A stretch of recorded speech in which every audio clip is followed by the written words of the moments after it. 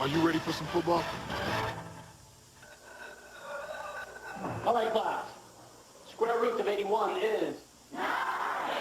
Of 100? 10. Of 26,896? 164. And that equals?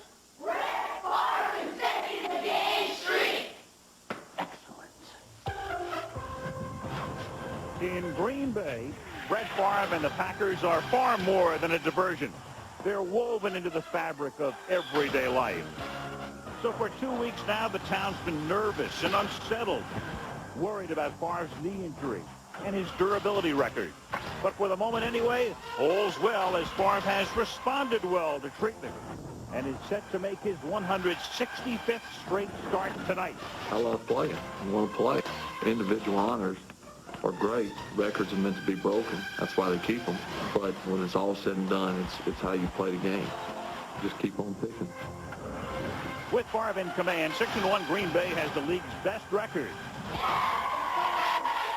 And is ready for a big test against Miami. As Ricky Williams and the 5-2 Dolphins come calling at Lambeau Field on ABC's Monday Night Football. Dolphins mostly eat fish. But tonight, they're going to be eating frozen tundra. Are you ready for the football? Put the pedal to the metal and somebody's fear. Tonight, the NFL kicks it into high gear. The tundra is known to bring teams to their knees. The fans are swarming, hungry for cheese. You better sit back, step in and hold tight. It's always full throttle on Monday night. Come on and come on and get ready. Are you ready for some football? A Monday night party. It's a Super Bowl season. We're gonna rock it. Flames at the ready. Alan John at the mic. All my nerdy friends are here for Monday night.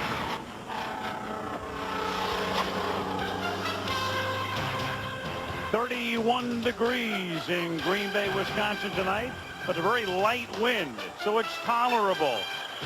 Lambeau Field packed to the gills, of course, for Monday Night Football as the Green Bay Packers, who've won 5 straight, come out onto the field at Lambeau, ready to take on the AFC East leading Miami Dolphins. I'm Al Michaels with John Madden and Melissa Stark. Welcome to Green Bay. Well, the state of Wisconsin had a collective coronary 2 weeks ago when the Packers met Washington. LeVar Arrington sacked Brett Favre. He was assisted from the field. He was taken to the locker room on a cart with a badly sprained knee, but he's rehabbed. They had the bye week and is ready to go tonight with a brace. The Dolphins don't want to hear about injuries. They lost their own quarterback to a fractured thumb, Jay Fiedler, 3 weeks ago in Denver. He'll be out for probably another 3 weeks. They go with Ray Lucas tonight, who comes off a 4-interception performance against Buffalo 2 weeks ago. Well, John, you watched within the last hour Brett Favre warm up. Do we see the whole package tonight or a partial Brett Favre? I think we're going to see a partial Brett Favre tonight. And as I say, I did watch him in the warm-up, and he always looks good to me, though. But he's having a little trouble with that brace. You see the brace on his left knee there? It seems to be a little cumbersome. And when I watched him throw and just practice, he looked like the brace was giving him more problem than the knee was. Now, knowing Brett Favre, you can say, okay, are they going to go maximum protection because of this? No. He wants everyone out. So I think we're going to see 5 receivers out. He's going to get rid of the ball quickly. A lot of 3- and 5-step drop. Doug Peterson is his backup, did a nice job in finishing up against Washington. As far as Miami is concerned, of course, they'd love to have Ricky Williams have a big night. Is there any possibility of their winning the game if he doesn't have a big night? Well, then Ray Lucas is going to have to do it. I mean, Ray Lucas played 2 weeks ago before the bye, and he was terrible. I mean, he even says that it's the worst he's ever played. It's worse that he's ever seen a quarterback play. And talked to him last night, and he said, I'm anxious. And I think he's anxious to get back there to prove that really wasn't him. And he's going to have to pass. I mean, Ricky Williams will run, but Ray Lucas is going to have to pass, and I think especially on first down. Boy, if your quarterback is anxious, what about your coach? Dave Wanstead is really anxious. There's Ricky Williams and the Miami Dolphins coming into Packerland to take on Green Bay on Monday Night Football. Performances through the years did we see from Chris Carter as a Viking. Now he's out of retirement as a Dolphin. And Brett Favre and the Packers. Miami and Green Bay kickoff coming up. I don't think Packers on top in the NFC North. Dolphins on top in the AFC East. Dave Wanstead in his third year as the Miami head coach, and he's down on the field with Melissa Stark. Hi, Melissa. Hi, Al. Well, Ray Lucas coming off his first start in 4 years, threw 4 interceptions, had 2 fumbles. In talking to him last night, Dave, he just doesn't seem like he's gotten over that game. How concerned are you about his confidence going into tonight? Well, he's had a good week of practice, and Ray's a confident kid. You know, I mean, he's played before. It's not like he's a rookie. I mean, he knows what he's got to get done tonight, and he knows he's got the entire team behind him. He doesn't have to win this thing by himself. Brett Favre has the sprained left knee. He's wearing a brace. Do you expect him to be limited at all? No, I don't. I mean, I've heard that for about 15 years, you know. But Brent's a great player and tough guy. And Monday night at home here, I mean, we're going to get his best effort, and that's what we prepared for. Have a great night, Dave. All right, well, Dave Wanstead's Dolphins beat the Packers in Miami 2 years ago, but in his 6 years as head coach of the Bears, he was 1-11 against Green Bay, 0-6 here at Lambeau, Al. Yeah, Melissa, this was a field of bad dreams for Dave Wanstead over those 6 seasons. There is Brett Favre, and we're going to see him with immediate action because the Packers are going to get it. Olindo Mare, one of the best kickers in the league, and a guy who puts the ball into the end zone on kickoffs as much as anybody, to Javon Walker, their #1 draft choice out of Florida State, wide receiver. Sees a lot of action in the 3 and 4 wideout sets. Ready to run it back. 31 degrees, clear skies, Green Bay. Packerland is ready. And here we go on Monday Night Football, Miami against Green Bay. Low bouncing ball picked up at the 8 by Walker. And Javon Walker takes it out to the 30-yard line. 64,000 sets of eyes on number 4 as he comes out for the 165th consecutive time. 165 starts, and do the math on it, a little bit more than 10 years. Yeah, and then once he gets out there, he does amazing things. I think that over those 10 years and 165 consecutive starts, this guy is probably the most fun guy to watch in the National Football League. Absolutely. Leads the league in pass rating. First down from the 30-yard line. They fake it to Green. They roll him out. And the catch is made by Bubba Franks, as if to say to the Dolphins, hey, you think we're just going to hand off or drop straight back? No. And that's exactly what they're going to do. You know that Brett Favre wants to do this. And I'm sure he said, look, let's run a bootleg right off the bat. I mean, they think we're going to run. They think that I can't move. Let's show them. So he fakes a run, bootlegs out here, throws on the run, and looks like a normal Brett Favre. Although you can tell that knee brace is constricting him a little. Everybody in the place had to think the opening play would be a simple handoff to Amon Green. Instead, 2nd and 2, back he goes again to throw, and that's a first down, caught by Terry Glenn up at the 45-yard line, tackled by Arturo Freeman. And let's take a look at the Green Bay offense. Brett Favre, Southern Mississippi. Amon Green, Nebraska. William Henderson, North Carolina. Terry Glenn, The Ohio State University. Donald Driver, Alcorn State. Bubba Franks, University of Miami. Mike Flanagan, UCLA. Mike Wall, Naval Academy. Frank Winters, Western Illinois. Marco Rivera, Penn State. Earl Dotson, Texas A&I, Kingsville. And with that group, Green gets his first carry of the night. And Green picks up 3. Let's take a look at the Miami defense. Adewale, Ogunleye, Indiana. Tim Bowens, Mississippi. Larry Chester, Temple. Jason Taylor, Akron. Derek Rogers, Arizona State Sun Devils. Zach Thomas, Texas Tech. Marlon Greenwood, Syracuse.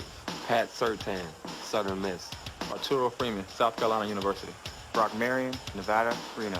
Sam Madison, Louisville. The former Patrick Surtain, now known as Pat Surtain.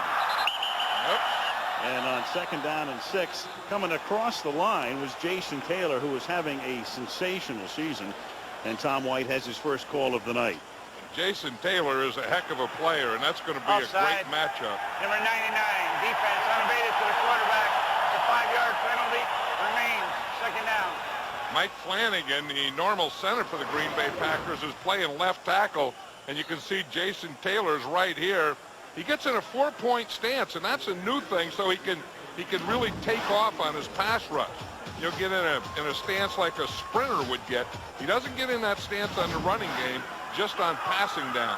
And here he's in that stance right now on 2nd down and 1, and almost comes across the line again. Now he goes to a 3-point stance as Favre retreats, guns it over the middle, and wide open is Bubba Franks, who takes it inside the 35-yard line. So Favre has started 3 for 3.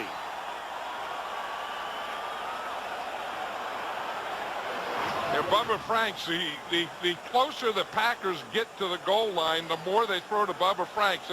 And Brett Favre is getting to trust him now. But here's the guy that he really has to trust, and that's his left guard, or his left tackle, Mike Flanagan, because he has the toughest job of all today on this Green Bay Packer line, is blocking against Jason Taylor. Give it to Green, coming this way, and Green is inside the 25 and close to a first down, taken down by the middle linebacker, Zach Thomas. And this is the thing that Zach Thomas was talking about last night, these misdirection plays. You watch here, when you see him on Green, he'll start one way and then come back the other way. Here's Zach Taylor. He's watching him right there, and he's reading the off guard is what he's doing. So Zach Thomas, doesn't want to just read the back. He's going to read the back and the offside line. First down, 23-yard line, 6th play of the opening drive is a straight drop back, and then Favre scoots to his left, going deep into the back of the end zone and incomplete. Try to get it to the rookie Javon Walker.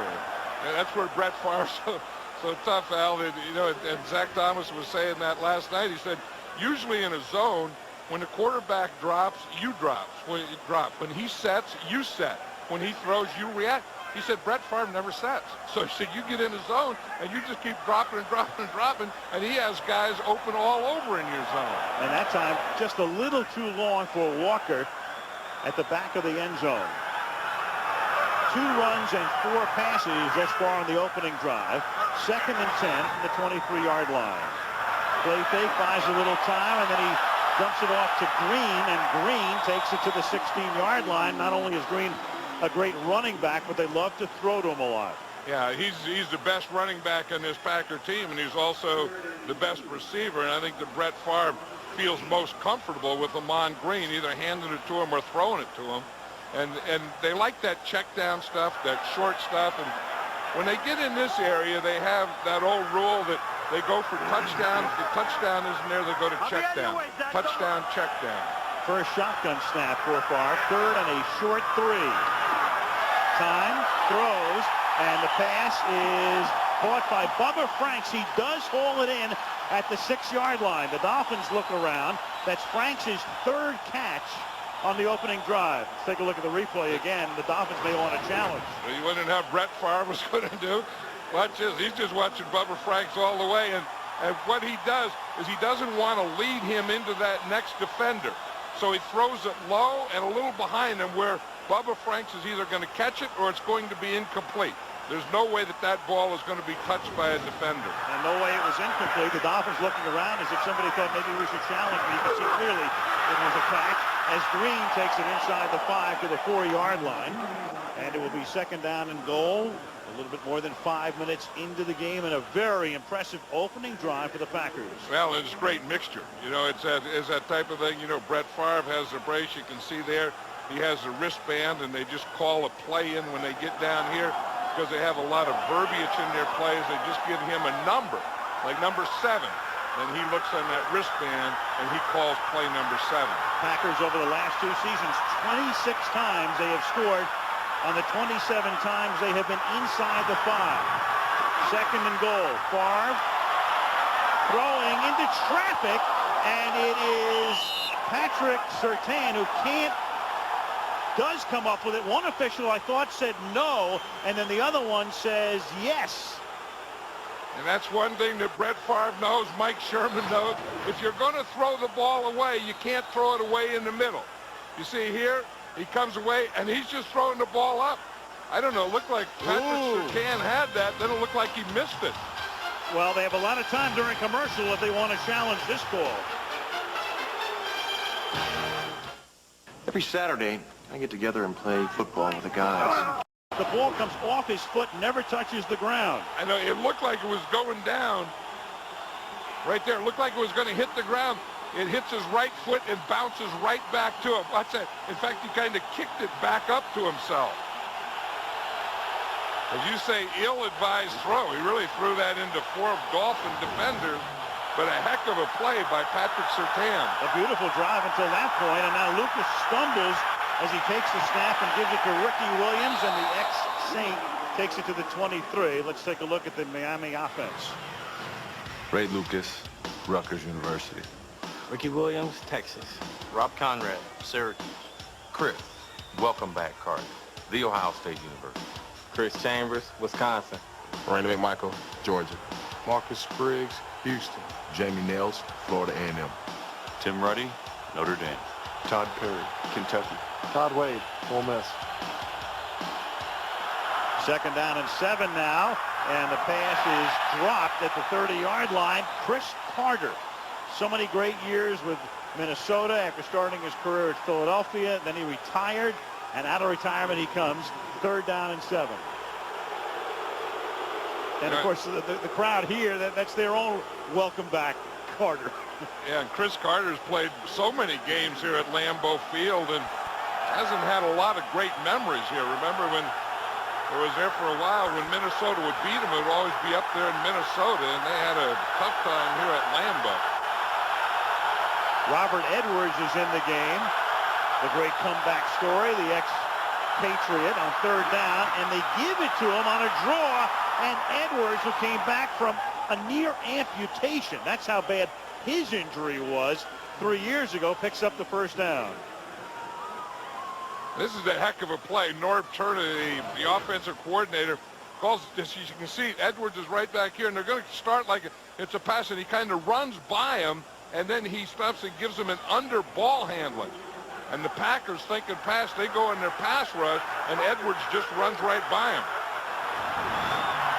He's the best story in the league this year, no question. 1st down from the 42-yard line as Lucas gives it to Williams again. And Ricky to the outside, turns the corner, breaking tackles close to a 1st down as we take a look at the Green Bay defense. Vonnie Holliday, North Carolina. Gilbert Brown, Kansas. Cledius Hunt, Kentucky State. Kabir Bajabia Miller, San Diego State. Niall Diggs, Ohio State. Hardy Nickerson, California, Berkeley. Nate Wayne, Mississippi. Mike McKenzie, Memphis. Marcus Anderson, UCLA. Darren the Sharper Shake, the college. Tyrone Williams, Nebraska. Vonnie Holliday back for the 1st time in over a month. He had a torn pectoral muscle as they give the ball to Conrad. And an inside handoff, and he fumbles, and the Packers are there, and it's Nate Wayne coming up with the football. Nate Wayne stripped it. Nate Wayne loves Monday Night Football. He saves his best games from Monday night, and he does it again here in his last 4 appearances. 2.5 sacks, 2 interceptions, 2 fumble recoveries, and now another one. Get the ball back for Green Bay.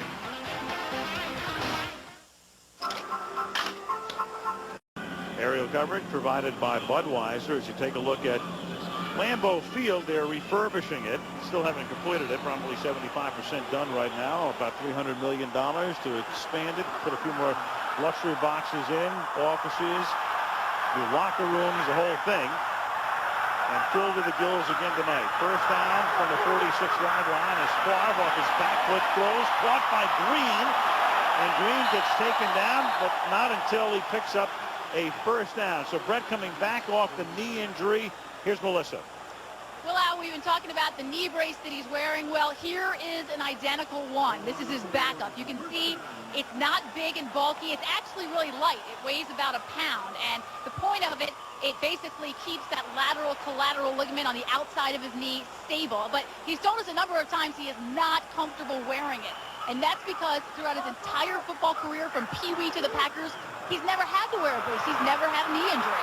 First time tonight, he's actually looked very good to this point. He hands the ball to Ahman Green for a gain of 2. You know, and that's amazing in itself. You think of all the football that Brett Favre has played. You know, we're not just talking about here with the Green Bay Packers, but played in college, played in high school, but he's never had a knee injury. And he said when he got it, he didn't know what it felt like or what it was supposed to feel like. And if it's hurt, when does it hurt? And if it starts to get better, when is it better? That is amazing for a guy to play 10 years, take that many hits, and to never have a problem with his knee is amazing. And they took an MRI of his knee, and they said that his ligaments are cartilages, and you know his inside is like a 21-year-old.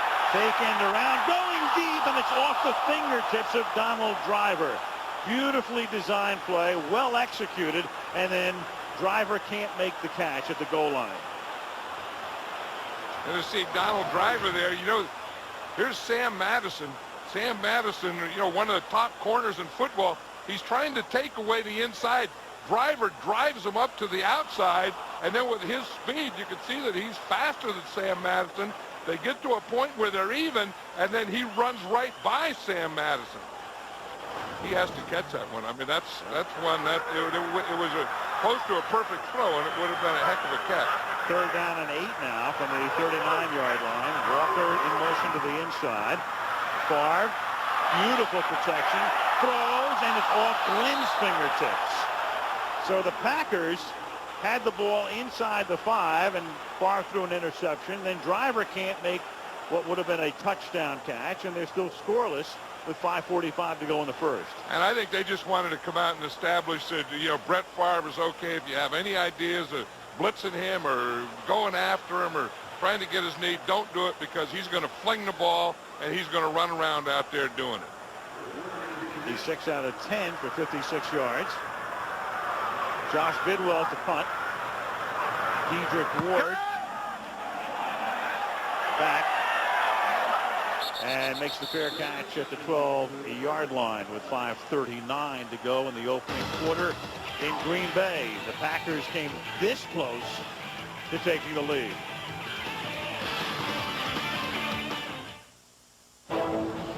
The ball from Green Bay being brought to you by Bud Light, for the great taste that won't fill you up and never let you down. Make it a Bud Light.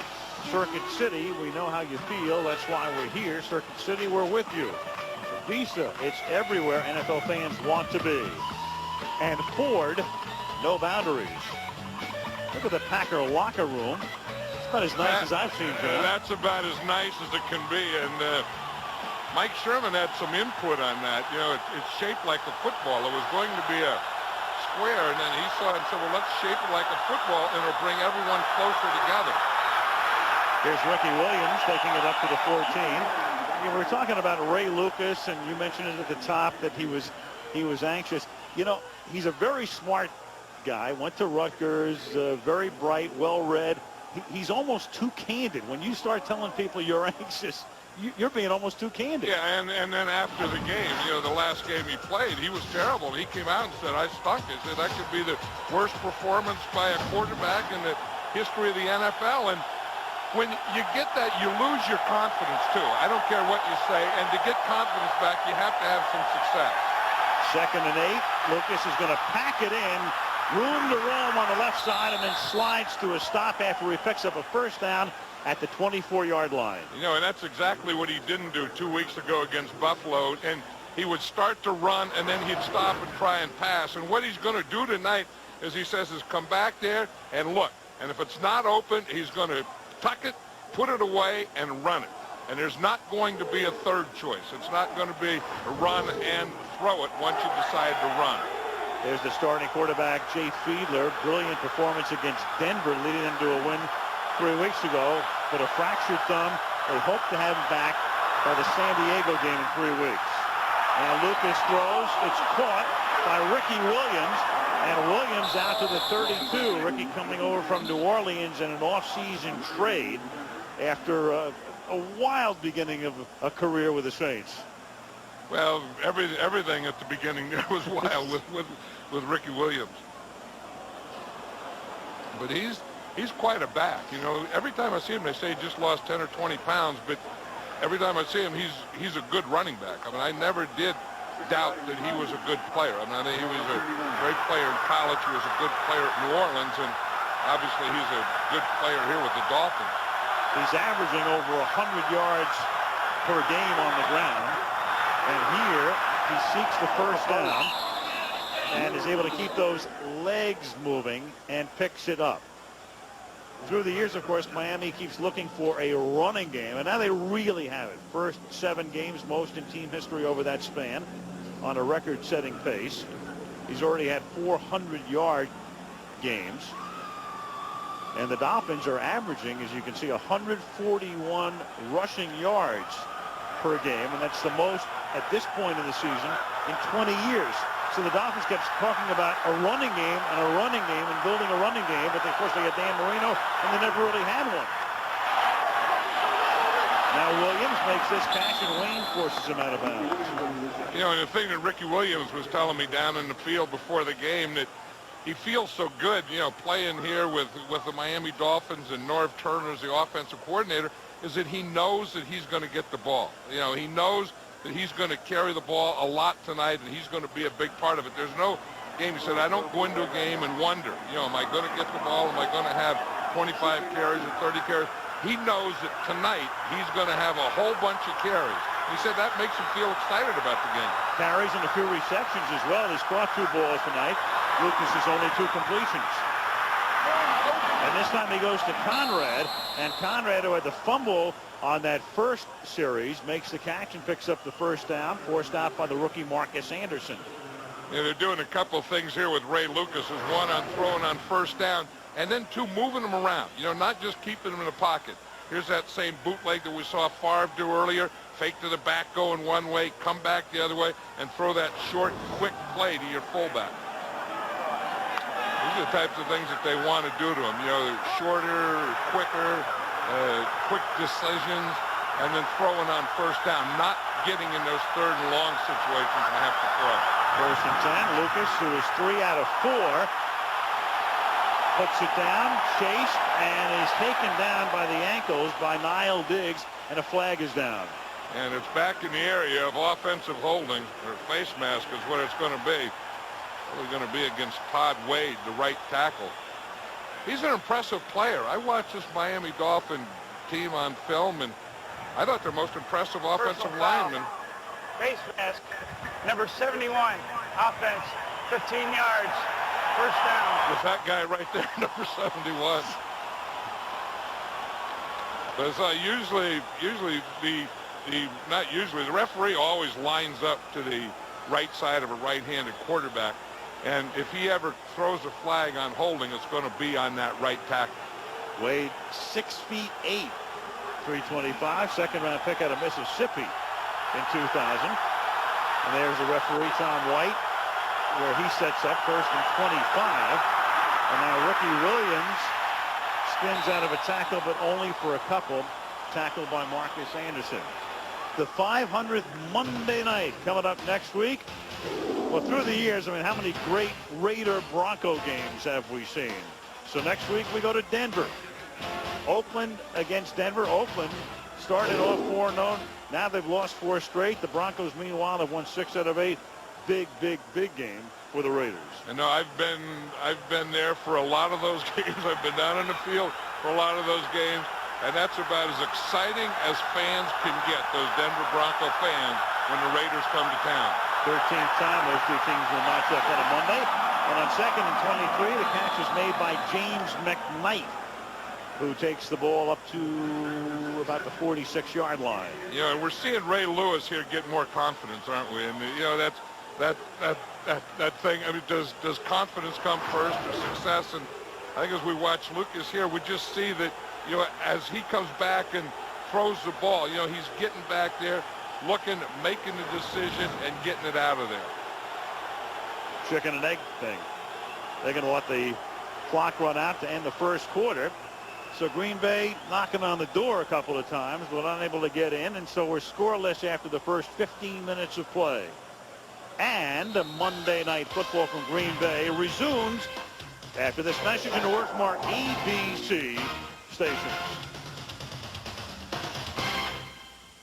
Above Lambeau Field, where we start the second quarter. Al Michaels, John Madden, Melissa Stark.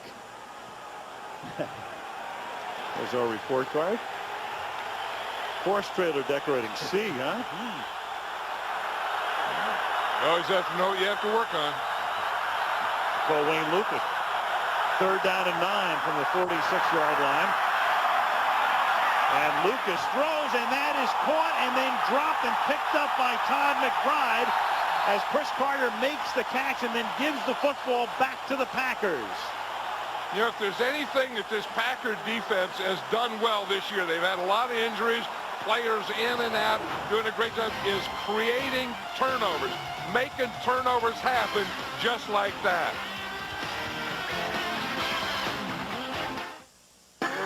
Saturday on ABC. Well, Chris Carter's first catch as a Dolphin is one he'd like to forget. 11 yards and a fumble caused by Tyrone Williams and then recovered by Todd McBride. From the 48 far now, if his back foot wobbles one, and coming back to make the catch is Donald Driver to the 25-yard line. Jason Taylor put the pressure on, but Favre got it away anyway. Right, and Brett Favre threw that ball just as Jason Taylor hit him. We see again Sam Madison out here, and that's who they're going to work on. That's the second time they've thrown to Donald Driver on Sam Madison. That's one of those fade stops, you know, where you start like you're going up the field, and then you just stop and you throw the ball short. Now watch Jason Taylor, just as Brett Favre throws that, he hits him right up there high, and then he keeps going, and almost, well, he doesn't almost, I think he got that knee. But Favre gets back up and hands the ball off to Green. Good hard running, and finally Marion stops him, but not before he picks up 8 yards. You know, it's interesting, the Packers script the first 15 plays, and, you know, Brett Favre and the brace and coming off the injury. Look at this. They ran the ball 4 times. They passed it 11 times. Brett Favre completed 7 for 83 yards. But I think that was the whole thing, you know, to show them we're okay. You know, and again, don't think you're going to gang up on us. Don't think you're going to have your way with Brett Favre, play off, and the Dolphins aren't doing that. And the Packers thinking we're not going to treat him like a museum piece. And now he's going to look to throw again. But he's going to be taken down, and it is Marlon Greenwood. It's almost as if there was such respect there. I know I have Brett Favre, and of course he's thinking about not getting a penalty as well, but it's almost as if you were handling fine china. Yeah, and you know that you're not going to be the guy that wants to do that. And he's also straight-arming you, too. You know that Brett Favre is one of the few quarterbacks that use the straight arm. And you see, he has a ball in his right hand, and he has that left hand that he was pushing off, too. Loss of 1 after all that. A few hearts and a few throats on that play as that play was coming to an end here at Lambeau. 3rd down and 3. High snap off the gun, but he hands the ball off with a flag coming in as Green gets to the 1st down line. But a penalty. You know, I always think, though, it's a lot safer for a quarterback when he gets out of the pocket like that, and your situation is a one-on-one situation. The ones you really worry about is where the pocket collapses on you, and there's 3 or 4 of those big guys. Number 52, offense, 10-yard penalty, remains 3rd down. Frank Winters. Frank Winters has all the tricks in the book, and we talked about how Mike Flanagan, the normal starting center, moved to left tackle, and he's going to have a tough night there with Jason Taylor. But Frank Winters also has a tough night because he's the guy that's going to have to get Zach Thomas on those running plays. 3rd down and 13. Frank moved the ball. You know, he does that. I mean, Frank Winters is an old veteran. He has every trick in the book, as I said. And that time he gave a double pump on the snap. Can't do that, Frank. Old bag of donuts trying all his tricks. Start. Number 62 offense. Double clutching the snap. 5-yard penalty. Remains 3rd down. It was 52. That, you know, you don't get a lot of double clutching the snap calls in this league, but you know, Frank Winters, watch him right here. You're going to see the clutch and then the double clutch. 16th year in the league. He's the only Green Bay offensive lineman to go to the Pro Bowl in 18 years. Green on a screen inside the 20, and Green close to a first down at the 15-yard line. That's what Zach Thomas was talking about last night. You know, we talked about, you know, the Green Bay Packers and their offense, and he said screen passes. He said that's what we worry about. He said they're the best screen passing team in all of football. And the screen passing is you just get your lineman out in front, you let the defensive lineman go, you just throw it over the head, you get Ahman Green. Watch Ahman Green here. Here he has 3 offensive linemen in front of him. Frank Winters makes that block right there, and then you just screen it and take it right down the field. That was 3rd and 18, and they get 18. Green again, picking, threading, picks up 3, maybe 4. Ogunlaye making the tackle.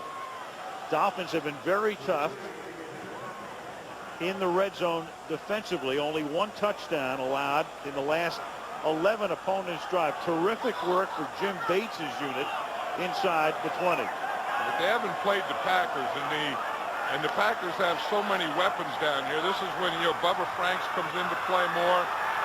You know, Brett Favre can move around with the ball, and Ahman Green is still in there as a runner. And they have Tony Fisher in the game in the backfield as well on 2nd down and 6. And Favre is going to throw this one out of the back of the end zone.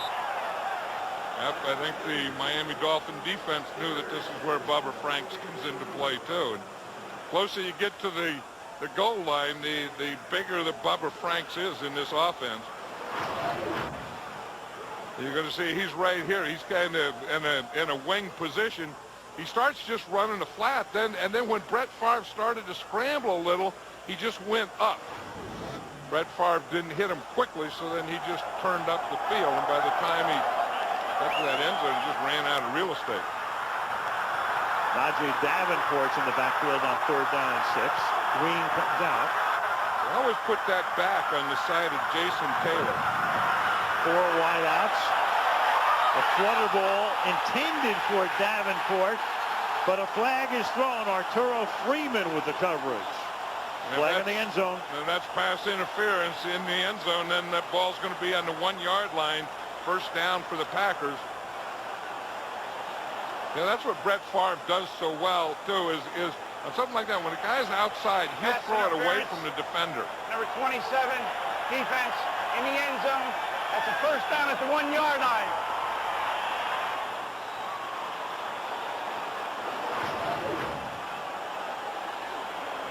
But just, you see, he's throwing that ball to the outside. So he sees the defender on the inside shoulder, so he throws the ball to the outside shoulder. There's Arturo Freeman is grabbing that outside shoulder and arm. There's no way Davenport could get it up. They break the T with Henderson in motion. And Favre guns it to the end zone and batted away. Intended for Bubba Franks and flicked away by the Dolphins. By, I think, Moreland Greenwood. Yeah, you just see that Brett Favre and the competitiveness he has in him. That he wants to get rid of this ball quickly. See, he wants it out before this. Now when it's not out, he has to wait a little while. And by the time that he gets out there and he finds Bubba Franks, Greenwood is right there. Second and goal. Mike Sherman in his 3rd year has Henderson, Carter, and Green all in the backfield. That same set again. And they give the ball to Green. Touchdown.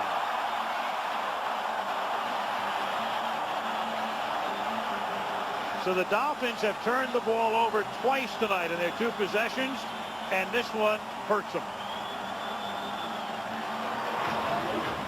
Watch William Henderson right here. He's going to get the kick out. Boom, right there. And then Ahman Green starts, and then he cuts back in right off that block. Good drive block there by Earl Dotson. He starts to create the hole. Henderson gets a kick out, and Ahman Green cuts in. Extra point by Ryan Longwell. Packers go 52 yards after Carter fumbles. 10:25 to the half. Green Bay has the lead. I know one thing, John, refurbished Lambeau Field. It's a lot brighter than it used to be at night. Yeah, everything about it is brighter. I mean, obviously the lights in the field and then the outside of it, you know, the new facade on the outside, you drive up and the lights and it's bright and it's just, they've really turned it into something beautiful. I always thought it was great, but now it's beautiful too. Cut the character. Longwall's kick. Travis Minor from the 6-yard line. And Minor out past the 30. Good run back out to the 34-yard line. 10:18 to go, first half. Miami with the ball. Green Bay leading 7-0 at Lambeau. Brett Favre, his 165th consecutive start. His team on top 7-zip. Little toss to Williams, and Wayne does a nice job along with Holiday to force him out of bounds. No gain. Looking at Chris Carter. Chris, after 15 years, 3 with Philadelphia, 12 with Minnesota, retires, lives in Florida, went to work for HBO, where among his colleagues, he had Dan Marino sitting at the desk, and that didn't hurt when Carter thought about coming back to the Dolphins. And Dan Marino, you know, helped talk him into doing that. His wife was another part of, you know, he had a discussion with him. I talked to him last night, and he said, you know, it's really great that you get away, you retire, you go do television, and then you get to come back just for part of the season. You know that's all it's going to be. 2nd and 10, and the catch is made by Desmond Clark. Nice pickup from the Denver Broncos at the beginning of the season. 16-yard gain, first down. Chris Carter, as you take a look at his career, 2nd all-time to Jerry Rice in receptions and touchdown receptions, and 3rd in yardage. Yeah, I didn't get the feeling, though, that Chris Carter really wanted to retire last year. I mean, he was out, he went around, and there was talk that he was going to go with the Rams and with other teams, and then that didn't go through, so then he just took a job with HBO, but I thought he still wanted to play. He was looking. Lucas throws it out of bounds. 2nd down and 10. More on Carter. Let's go to Melissa. Well, Al, he told me that the hardest person to convince that he should come back was his wife, Melanie. The first words out of her mouth were, "You're crazy." And she told me that her biggest problem with it was his age. He turns 37 this month. And she also didn't want him to have the pressure of trying to lead another team. But he assured her that that was not going to be his goal. He's just out to have fun. And like any decision that is made in the Carter household, this one came down to a family vote. Melanie and their daughter voted no. Chris and their son voted yes. But Chris said because he's the head of the household, he got the tiebreaker. He gets 2 votes.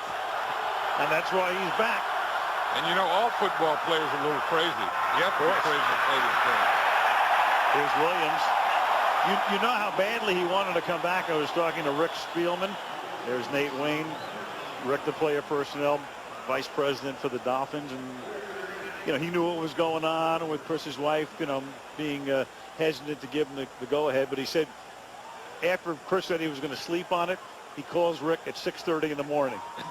So you know he was up all night. He couldn't wait to go to work. He was going to sleep on it, but he wasn't going to sleep on it for long. No. He was going to take a nap on it is what he did. But, you know, I mean, it's the finality of it. You know, I mean, you get one more shot. This is it. And if you don't take it, you'll never have it again the rest of your life. So what the heck, you might as well take it. And with a good team, a team with a chance to go to a Super Bowl. 3rd down and 8, and that pass is incomplete, intended for the good-looking tight end Randy McMichael, the 4th-round pick out of Georgia, who's made such a big splash this season, but not on that play. At least the Dolphins got off the field without a turnover or a penalty, and that's what's killing them here tonight. I mean, they've had the penalties. They've had 2 turnovers. You know, 2 weeks ago against Buffalo, they had 6 turnovers. They moved the ball, but it's the turnovers and the penalties that got them a couple weeks ago against Buffalo, and they're starting the same thing here tonight. It's 8 turnovers in 5.5 quarters. Mark Royals to punt. High floating kick. Darian Gordon's going to let it bounce, and he kills it at the 5-yard line. Perfect.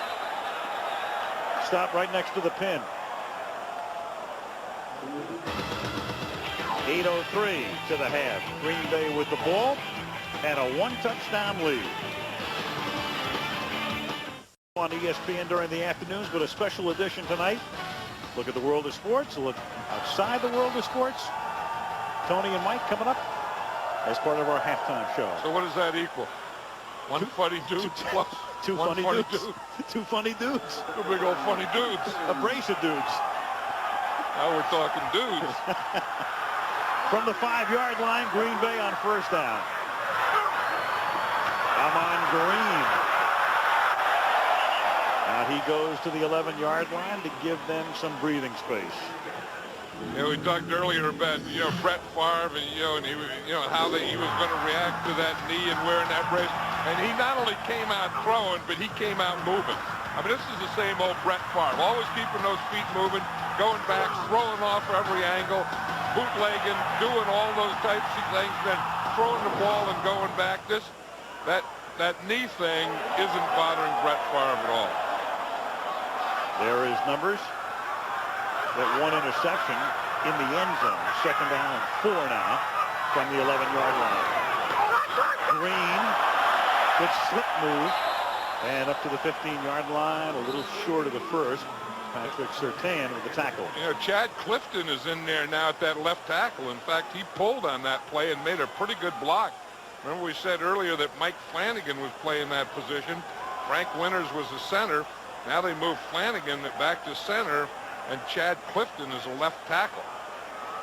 Chad Clifton had that injury, and they weren't sure if he could play or not, and so they wanted to start Flanagan at tackle. But then they bring in Clifton now and put Flanagan back at center. Clifton with a knee injury. 3rd and 1. Green excels on 3rd and 1, and he shows you wide. Breaks the tackle to the line of scrimmage. Broke a would-be tackle by Zach Thomas and turns it into a big gain out to the 25-yard line. And Zach Thomas is a good tackler too. But Amon Green is so powerful that you know what he does? He stays low and he keeps all his power low. Now watch Zach Thomas here. He's going to read this play perfectly. He's going to beat a block right there.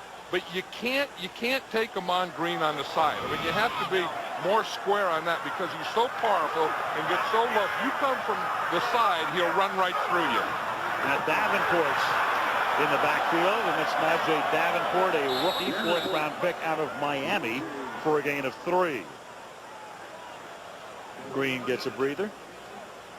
John, I'm just thinking about Mike Sherman. I mean, think of the irony, the juxtaposition. Mike Holmgren, who brought this team back, a lot of success, and he wants more autonomy, goes to Seattle.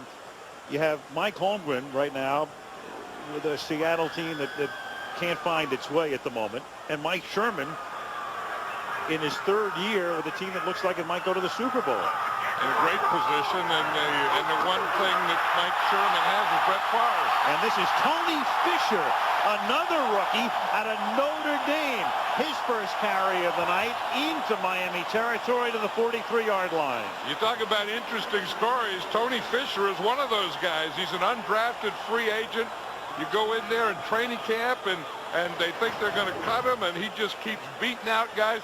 Watch here, the left guard right there. That's the block that starts. That's Mike Wall. He gets on his guy, starts to block him like a draw. You see, and then this is a hole that it makes. That's from the umpire cam there. The umpire is right behind the middle linebacker. He's the guy lined up right next to Zach Thomas there. 28 yards for Fisher, who had 17 yards total in his 6 carries to this point this season. We've seen William Henderson catch one. We've seen Davenport run it. We've seen Fisher. And, of course, the main guy, and who's going to get all of it tonight, is Amon Green. But they're giving a portion here and a portion there, aren't they? Yeah, Green with 52 yards already. I think one of the things that Mike Sherman wants to do is keep Amon Green fresh. Not only fresh in this game, but fresh for the whole year. You tend to have a running back that's so good that you use him too much and you beat him up and wear him down. First and 15.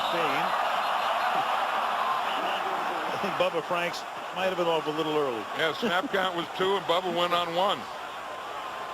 That happens more than you think, where you get up there and you forget the snap count. Yeah, I mean, you get in the huddle and you're either going to be snapped on 1 or 2 or 3, and and the quarterback calls it on 2, and then you're thinking of your assignment, you're thinking of getting off the ball, you're thinking of all these things.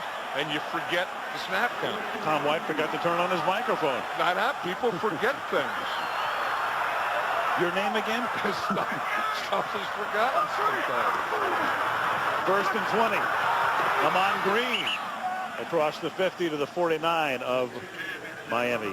Amon Green, one of those who was with Mike Sherman and Mike Holmgren in Seattle and then was traded here. And what a difference he has made in his 3 years as a Packer. 2,000-yard seasons and on a pace right now to go well over 1,000 again. And he catches the ball. Yeah, that's a big thing. I mean, he's such a good runner, and he's a patient runner, and he stays low and does all those things. And then, in addition to that, he's Brett Favre's favorite receiver. So that's a pretty good double dip. 2nd and 15 from the Dolphins' 49-yard line. Blitz from the corner, but Favre gets out of the grasp and throws a duck that is incomplete as Arturo Freeman came in from the corner. Favre was able to get out of his grasp and then threw a wobbly duck that falls to the turf. Yeah, and this is one thing the Miami Dolphins don't do, and this is something that you're starting here and thinking that they can get a Brett Favre is to bring a safety. In fact, Dave Wanstead was saying that they're going to do that for the first time since they've been there, is they're going to get that safety up, play a lot more 8-man tonight against the run, and also blitz the safety. That time we saw Arturo Freeman come, and Arturo Freeman didn't realize that Brett Favre is pretty nifty and tough to tackle. 3rd and 15, and the Packers will take a timeout. 3:05 to the half, 7-0 Pack. 3rd and 15 now. Favre out of the gun, driver in motion. Brett under pressure, and look out. Down he goes at the 38-yard line, and that's Scott McGarrahan who came in and dumped him. Yeah, we were just talking about bringing safety. Scott McGarrahan is in the nickel or dime package of 6 defensive backs, and this is one of the things, again, that is new for the Dolphins. And we see that they're doing it from a 3-man line. And they bring McGarrahan is right here. He's coming right into the picture right there. He did a little delay. He waited, then they didn't count him, and then boom, he came. McGarrahan, a former Packer, that's the first full sack of his career. As the kick is fair caught by Dedrick Ward, the Josh Bidwell punt at the 12-yard line. So the Packers bogged down. Miami has the ball back. 7-0 Green Bay.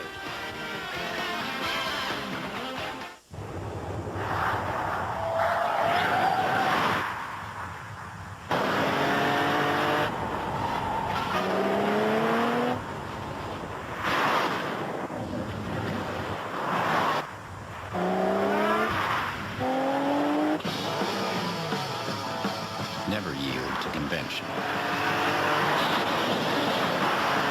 Cadillac CTS. Breakthrough. Wendy's Mozzarella Chicken Supreme is so delicious with its 2 slices of mozzarella and Parmesan sauce on our whole breast filet. It's taking people to a higher level. Wendy's Mozzarella Chicken Supreme, it's better here. The Citizen Echo Drive. It never needs a battery because light recharges it. 2 funny women in one night, and you're ready for all new episodes of Life with Bonnie and Less Than Perfect tomorrow, right here on ABC.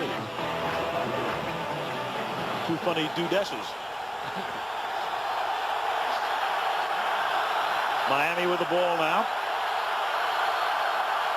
30-degree temperatures in Green Bay.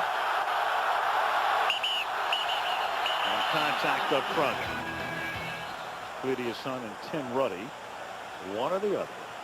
Well, there was a blitz coming from the outside, so they started that, and then the outside or the blitzer didn't jump. It was the inside that jumped.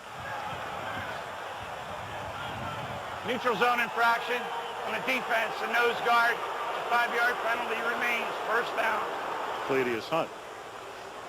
That's the opposite of forgetting the snap count. You're not watching the ball, and there's no way, and I've always said this, and I've never understood it, but how you can line up that close to the ball, you're playing defense, and you get off on the ball, you watch the ball, and you're right in front of the ball, how you can jump off sides. I know what the answer is. It's anticipation instead of watching the ball. But you have to watch the ball. And you have to not right line there. up. Yeah, he almost lined up offside that time as well. Lucas gets dumped as the throw is incomplete, intended for Williams. Bonnie Holiday came through and knocked Lucas to the turf, and Lucas is hurt. So Lucas is down and really shaken, and Sage Rosenfels is the backup. A guy who has not thrown an NFL pass will warm up and will have to come in for at least one play. If the guy that makes a play is right here, Bonnie Holiday, you're going to see him against Marcus Spriggs. He goes up the field, then he comes back to the inside. And you see that he hits him, and it looks like Lewis goes down, and the first thing that hit was his right elbow. And as he went down, that goes right to his shoulder. Now watch Ray Lucas here. You see that the right elbow hits, and then the next thing he does is grab the shoulder. But here's Bonnie Holiday there. Boom, boom. Ooh. Ray Lucas is in a heck of a lot of pain there. So Fiedler with the fractured thumb out probably 3 more weeks. Rosenfels was with Washington. In fact, at a certain point in the offseason, as you look at Fiedler, they were talking about the possibility of Rosenfels being Steve Spurrier's starter. But before they were even out of camp, he came to Miami in a deal, and then when he comes out onto the field here, this next play will be his first play. Yeah, I was talking to Norv Turner about him before the game, and he said he really liked him. During the bye week, Ray Lucas had a bad hip, and he couldn't practice. So Rosenfels had to take most of the plays, and he said he was really impressive. Again, watch as Holiday hits Lucas, he goes down, and you can see the elbow jammed into the ground, just jammed everything right up to his right shoulder.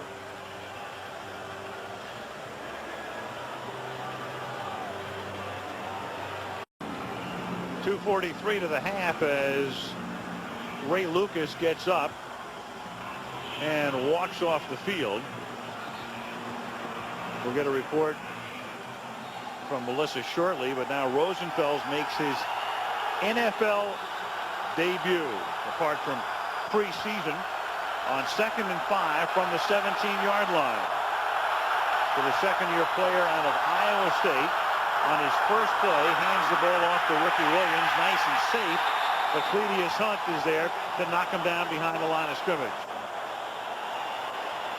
Yeah, and you see that's Cledius Hunt, but the guy that makes the play is Gilbert Brown, and anytime you're going to run inside, you have to get big Gilbert blocked. But watch him as he gets in there and gets penetration. You see, he gets penetration, he just raises all kind of havoc there, and that just forces Ricky Williams off to the side and right into Cledius Hunt. So he took the penetration right up the gut, and he also took away the cutback. 3rd down and 8. And Rosenfels saying, you know what, we'll just take it to the 2-minute warning. He let the clock run to the 2-minute warning. He'll go over, talk it over with the guys on the bench, and come back. At halftime, the Monday Night Football version of Pardon the Interruption. We'll talk about dancers, comedians, and actresses. I'm Mike Wilbon. We'll also talk about some football. Fine, you can talk about Mark Bolger. I'm talking about Winona Ryder. I like her outfits. You'll probably be wearing one. Maybe I will. Join us at halftime and find out. All right, the boys coming on at the half. Also a look back at one of the great games in Monday night history as we count down to the 500th Monday next week. 3rd down and 8. From the 15-yard line, Rosenfels, his first NFL pass is a forgettable one. Kabir Bajabiamila, KGB, made certain that it would be forgettable. Yeah, but Rosenfels knew one thing, that his first pass wasn't going to be an interception, and that was part getting away from a rush or taking on a rush, but it was also, I think, just throwing the ball away. As I said, he had a little advantage that bye week, and Ray Lucas didn't practice at all, and Sage Rosenfels got to practice. So if there is anything being a third quarterback and having to play, he's had a little work. Now Mark Royals' kick, a short, low kick fielded at the 46-yard line by Gordon, but he runs into a brick wall at the 43.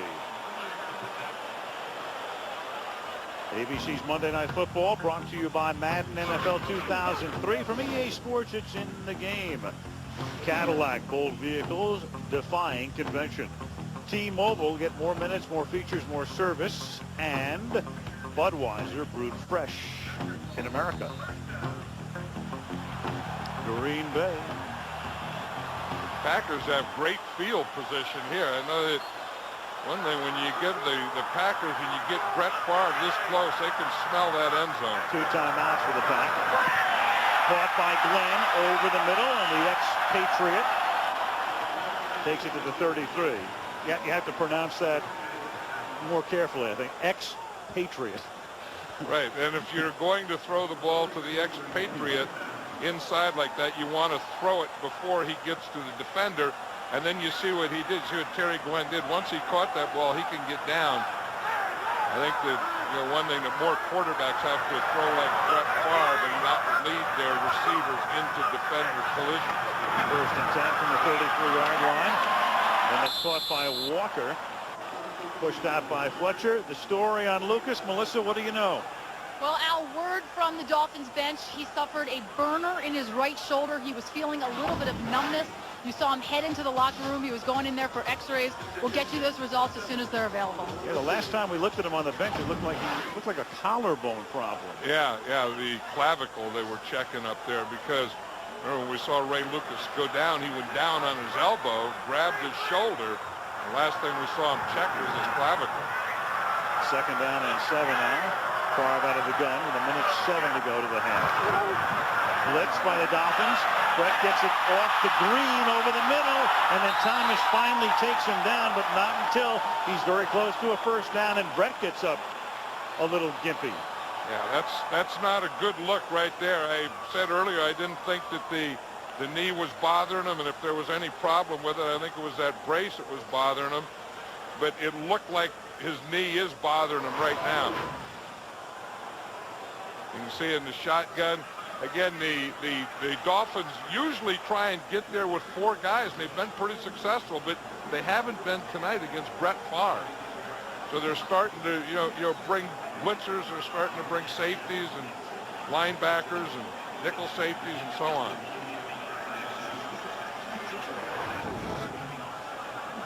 It is a first down. They take a timeout, and they have 1 remaining.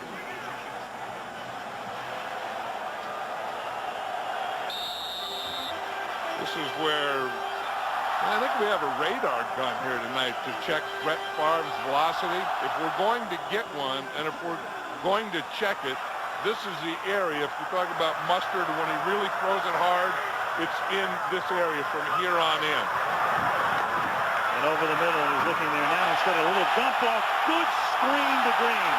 Great screen to Green. Touchdown. Great call.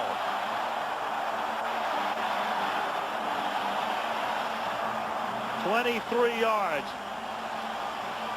That's as beautiful as you can execute a screen. And it's the perfect timing, because the Dolphins felt that they had to put more pressure on Brett Favre, so they started bringing extra guys.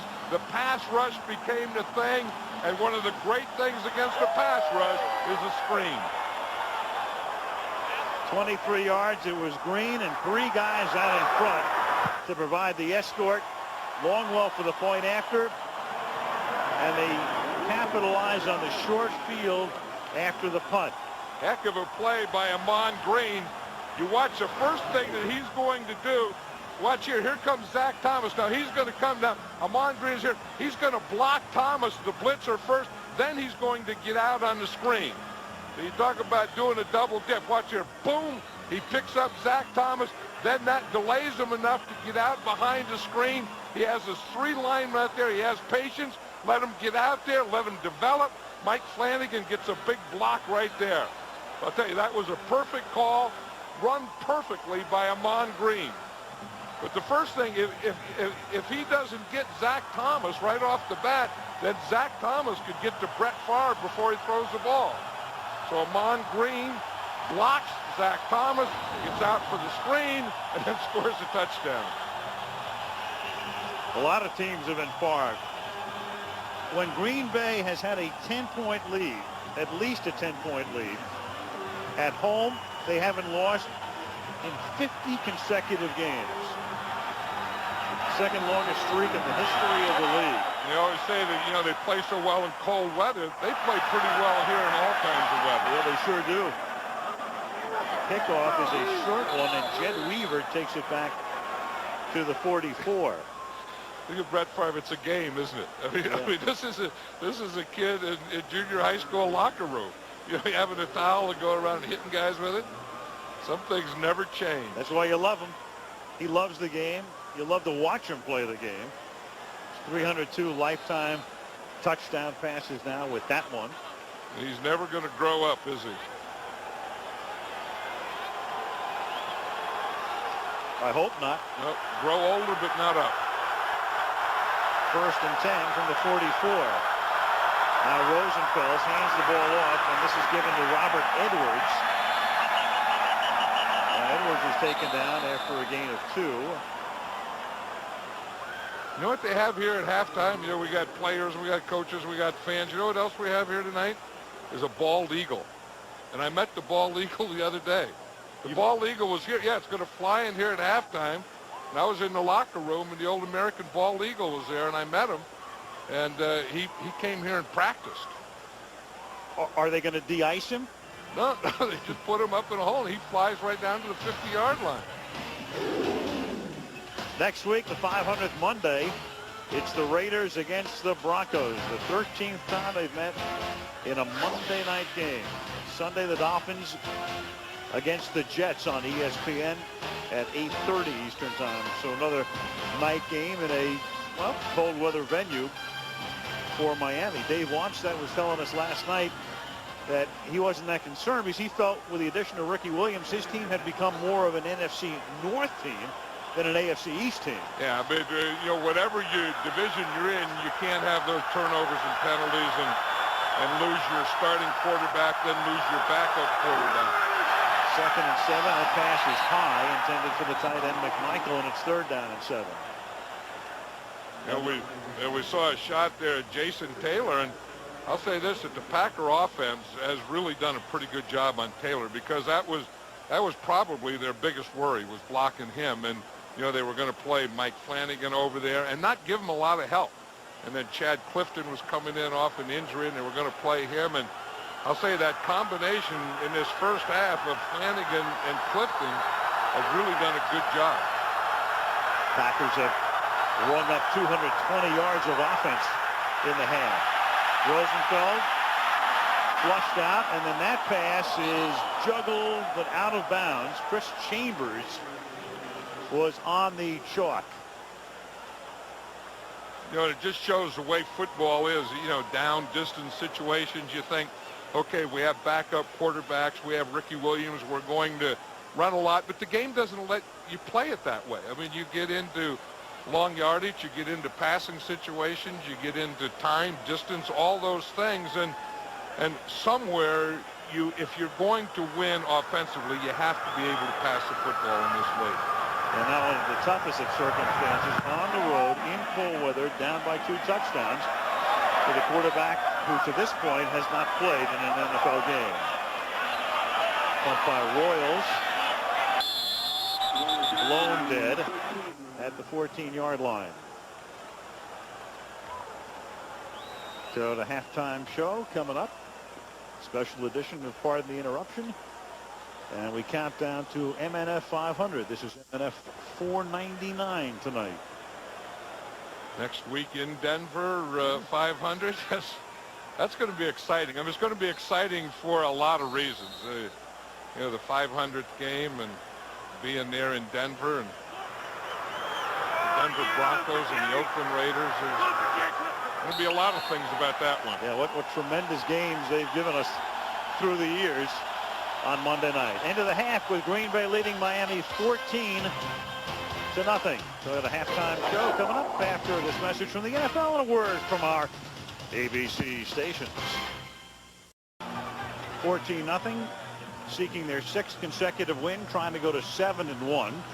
Miami 5-2 coming in after the bye week. Brett Favre looking just fine in the first half. Ray Lucas for Miami came out, went back to the locker room, but he is back on the Miami sideline right now and was warming up just a moment ago. Yeah, and he looks like he's going to start this half. He's putting his helmet on.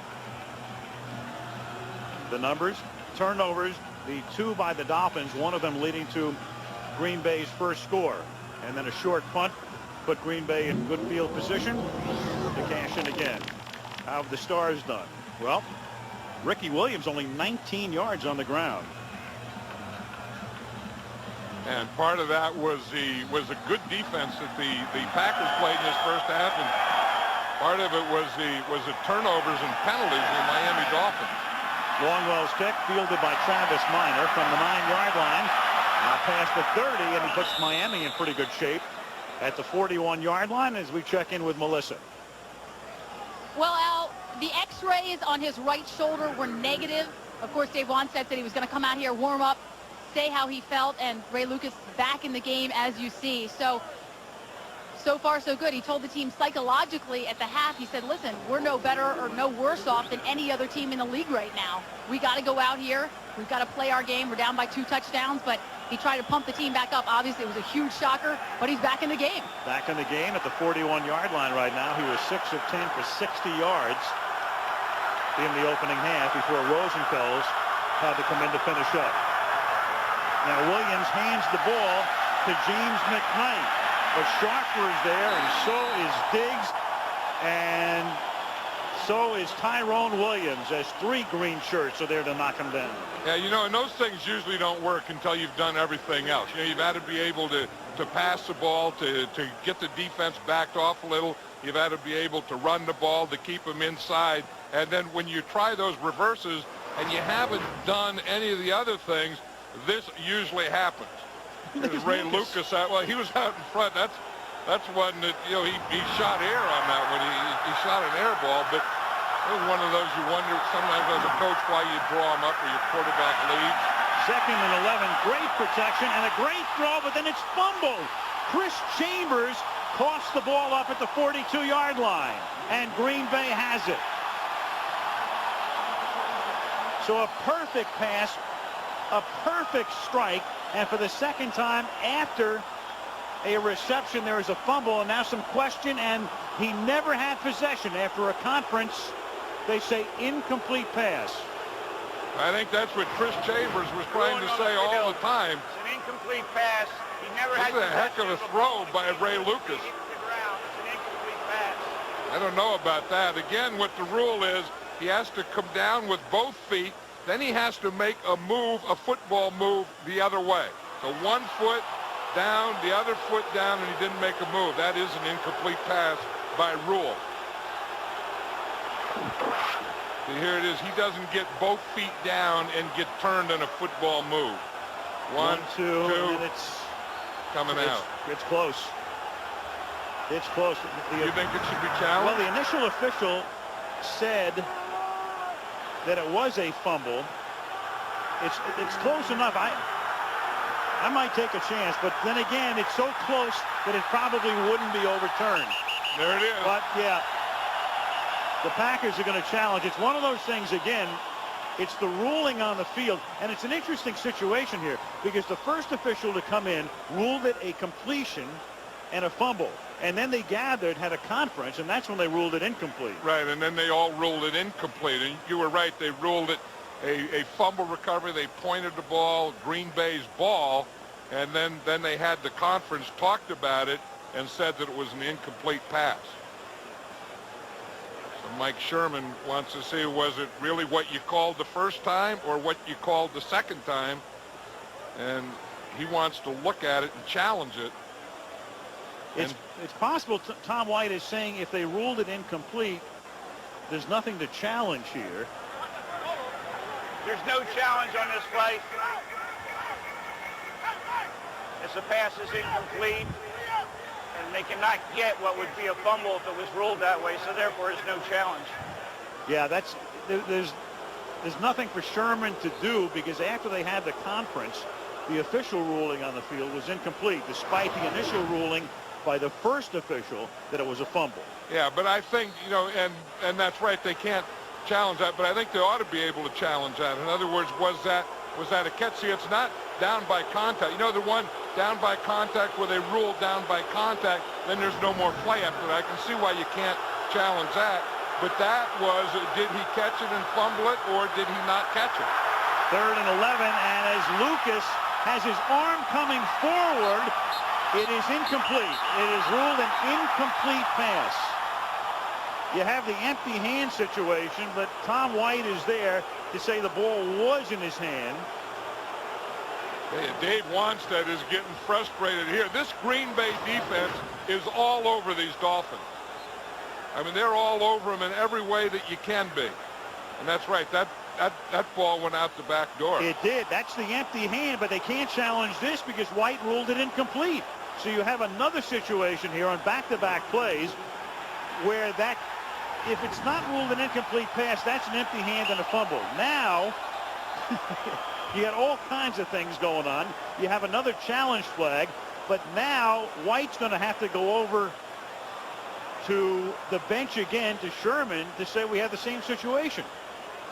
Yeah, because that one again was a fumble. I mean, that ball went out before his hand came forward. So White's going to have the same conversation. There's nothing to challenge. Again, it's if this is a fumble.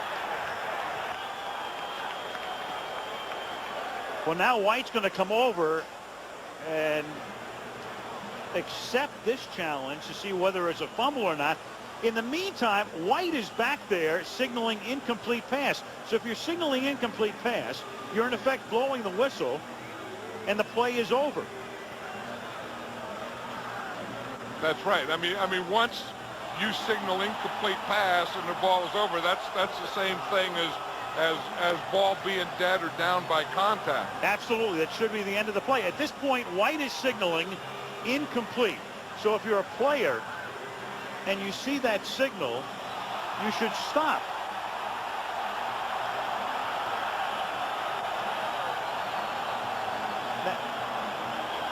From what I know, the Packers cannot get the ball.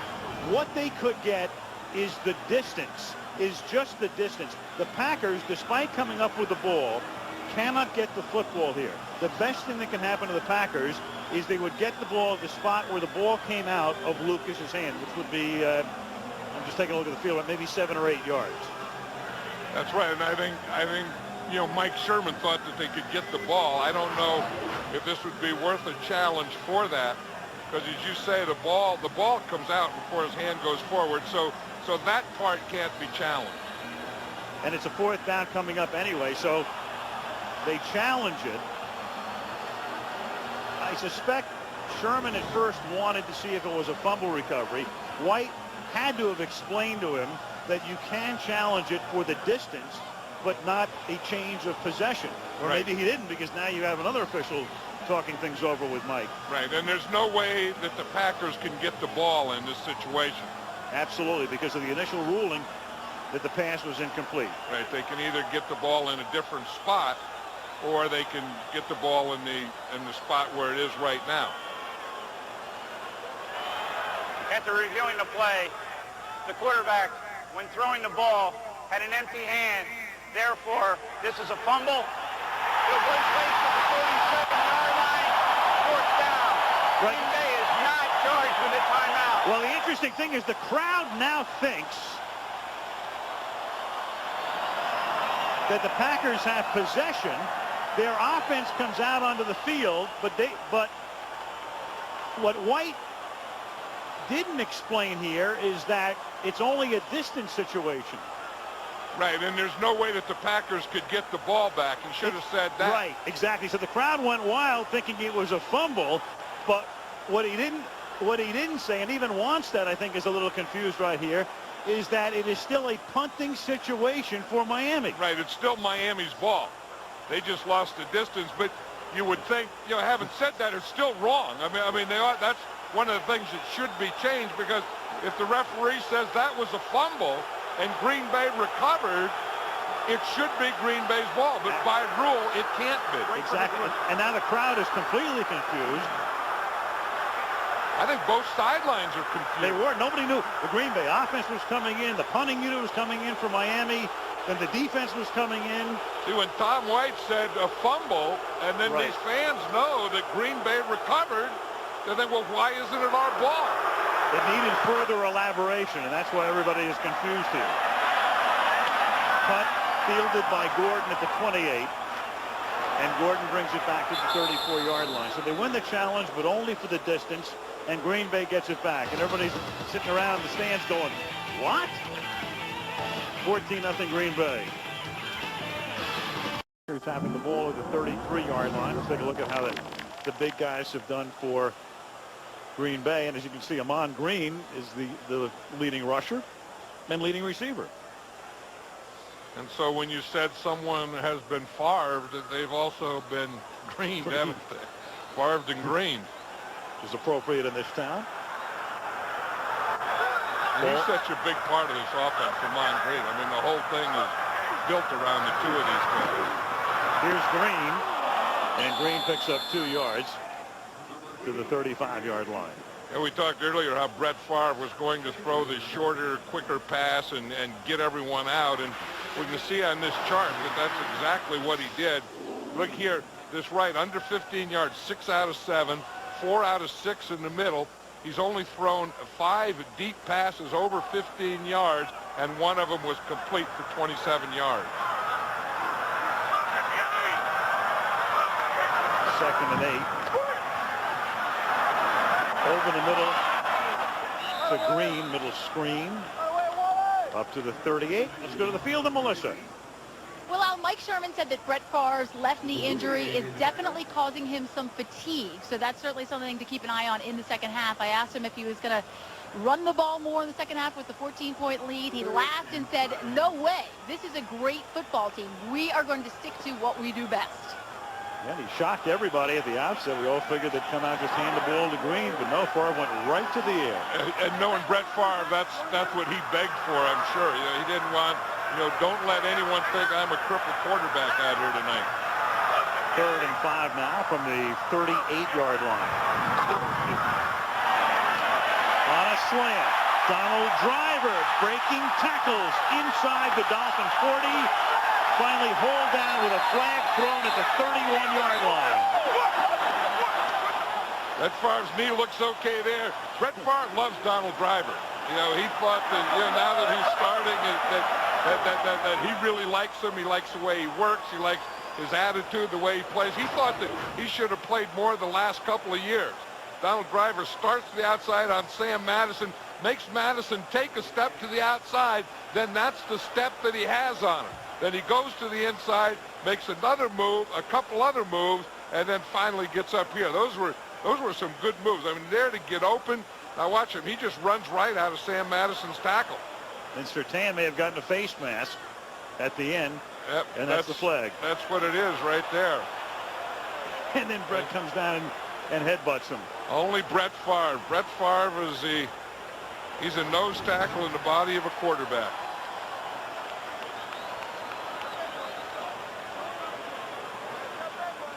Some more yardage will be assessed at the end of the play. One thing about Tom White, the referee, he's full of verbiage. Personal foul. Unnecessary roughness.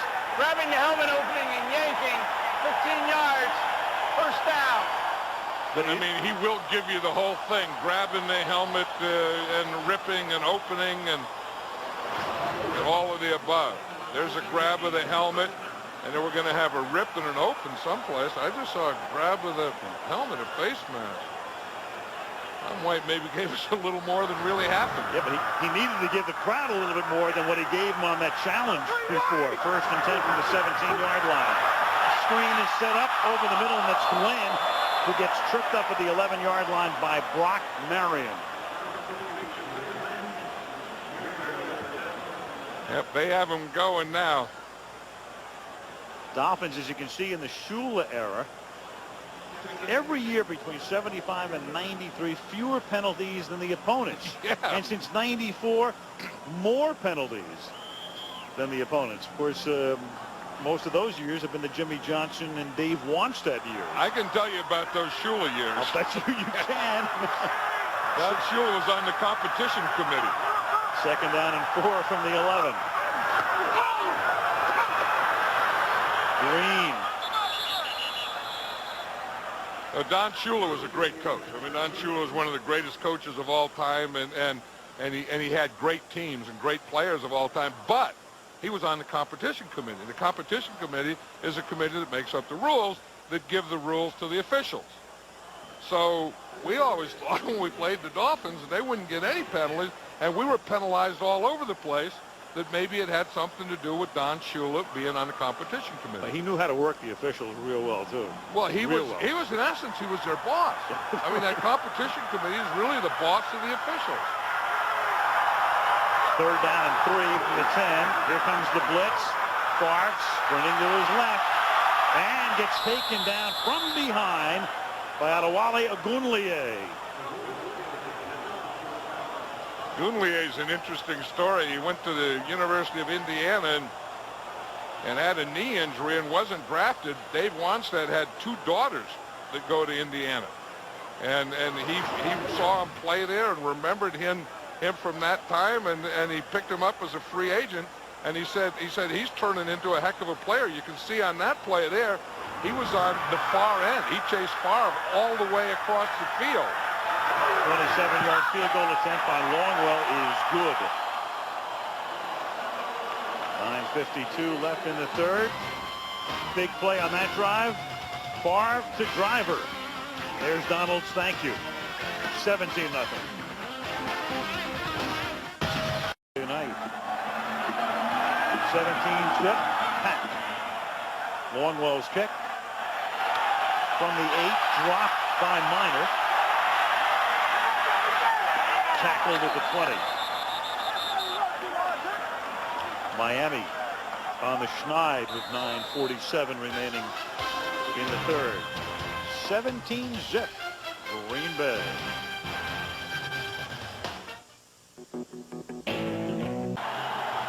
Lambeau Field in Green Bay. No place like it. No market like it in professional sports in North America.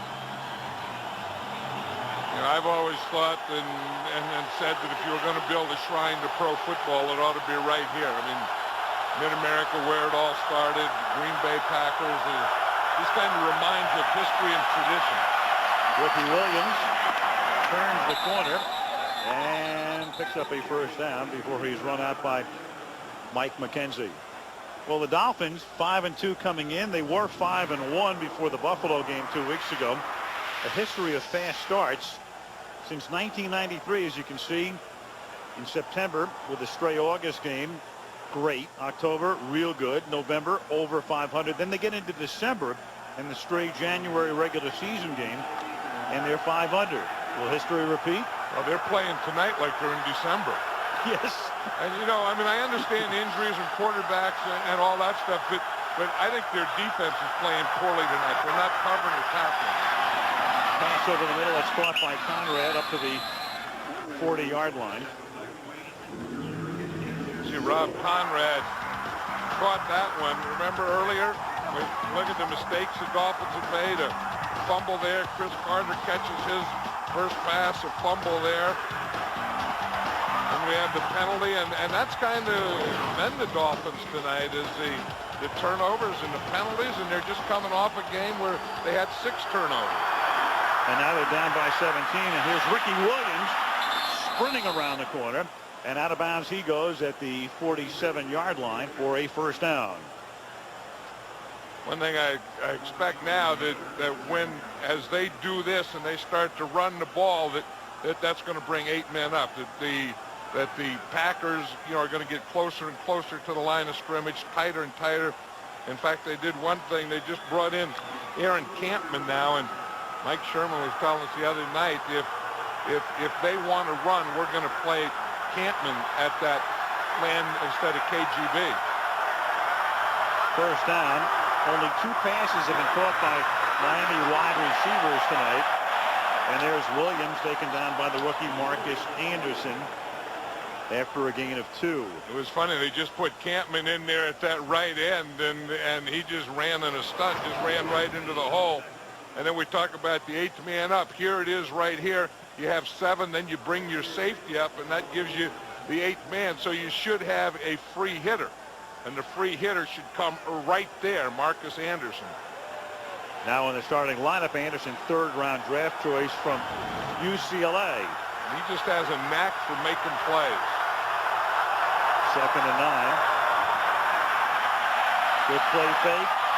Pass is on the money, but deflected, intercepted by Nate Wayne, a Monday night star once again. Chris Carter, the intended receiver. The pass was in there, broken up. Tyrone Williams with the coverage, Wayne with the pick. And Ray Lucas is thinking, what do I have to do?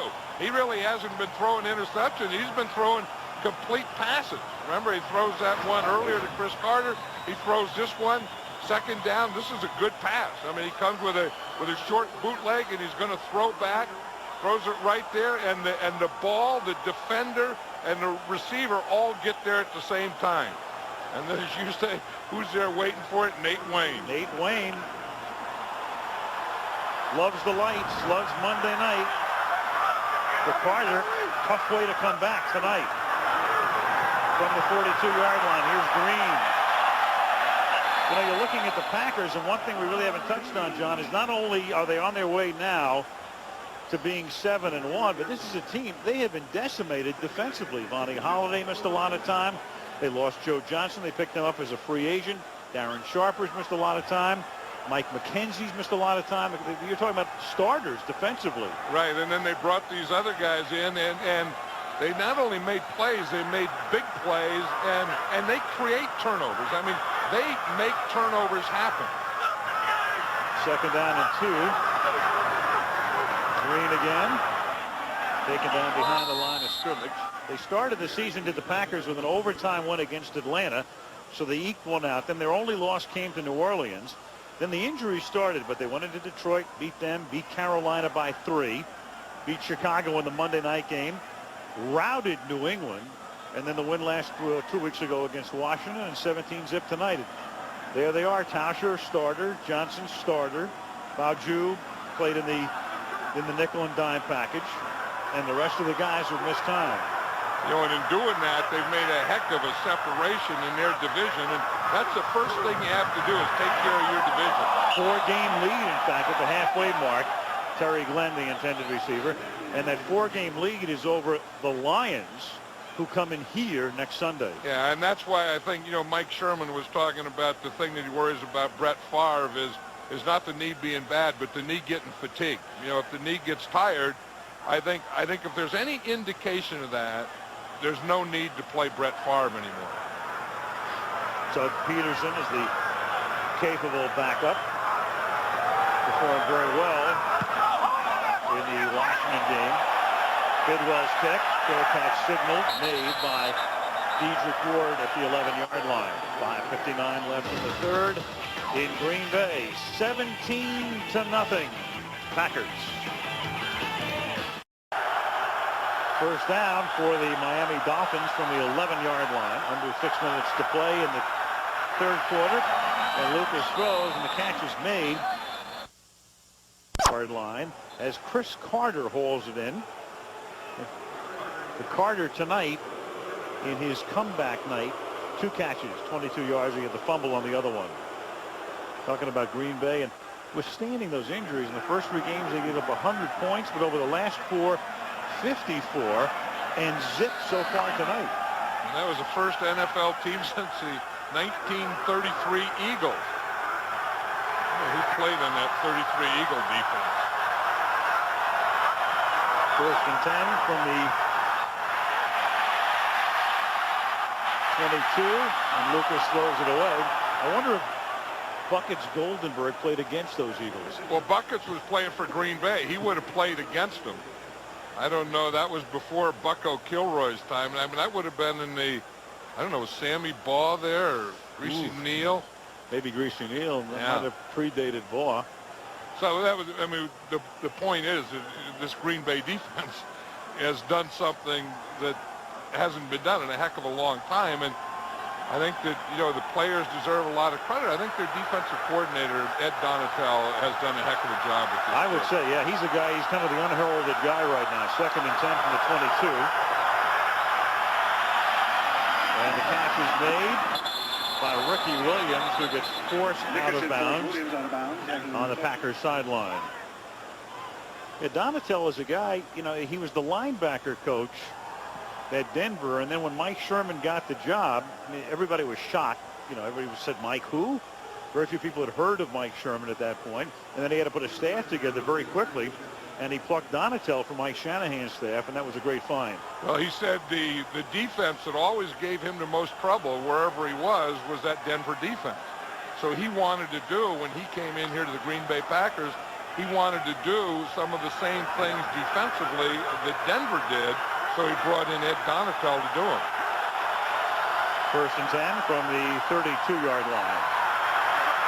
Lucas hit as he throws from behind and almost has that one intercepted by Nate Wayne. They're talking about Jason Taylor and his speed. The Green Bay Packers have a guy like that, Bajaviamila, and he can bring it from that side. And he's a guy that is a real playmaker. I mean, he's going to be right here, and he's big, and he has good hand movement. But the thing that impresses me, besides his speed, is the way that he can dip his shoulder and always get in to a leveraged position. I mean, I think this guy is going to be a superstar in this league. 2nd down and 10. Lucas swings it out. Ricky Williams makes the catch, and then staying with him, Tyrone Williams. Good tackle in the open field.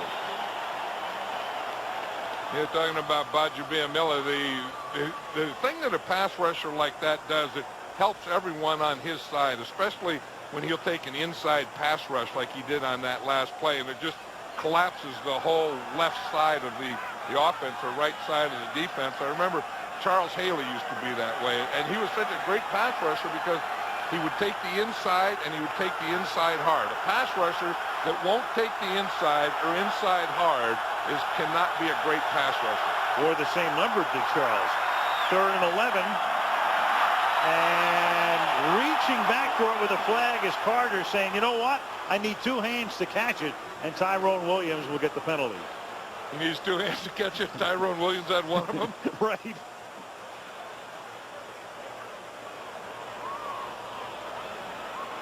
So Carter is able to draw the flag. Chris Carter, over his career, has drawn a lot of flags. I mean, he knows how to use his body. Number 37, defense. That's a 1st down. He knows how to use his body and do those types of things and put you in some positions you don't want to get into. You see here, he's pushing a little with his right hand. You see that? Chris Carter was pushing off, getting a little separation with his right hand. They didn't see that, but they did see Tyrone Williams. 26-yard penalty. Conrad over the middle. Wayne will tackle him. And the ball came loose again. Umpire looked like he's ready to he doesn't know exactly what to say, so he's saying nothing. But you see how many Green Bay Packers are around there? There were 6 defensive Packers in on that tackle. And that's why the ball is popping out. The line judge, Dave Anderson, had the best view of it, and he said no fumble. The umpire looked like he was ready to rule it a fumble. Ooh, I don't know about that. We'd have to see when that knee goes down. But you see, it's not just one guy tackling or even 2 guys. It's the 3rd and the 4th guy in there that pops that ball out. And so since the whistle was blown, not reviewable, 2nd and 2, Lucas puts his shoulder into the defender to try to pick up the 1st down and gets it. That was the thing that Ray Lucas was telling us last night that he has to do is once you decide to run, don't decide to pass again. Just tuck it away and stay with your run. He felt against Buffalo that's where he got in trouble, is going to pass and then putting the ball down, starting to run, and then try and bring it up again to throw it. The coaches are always talking about committing to the run. He means it.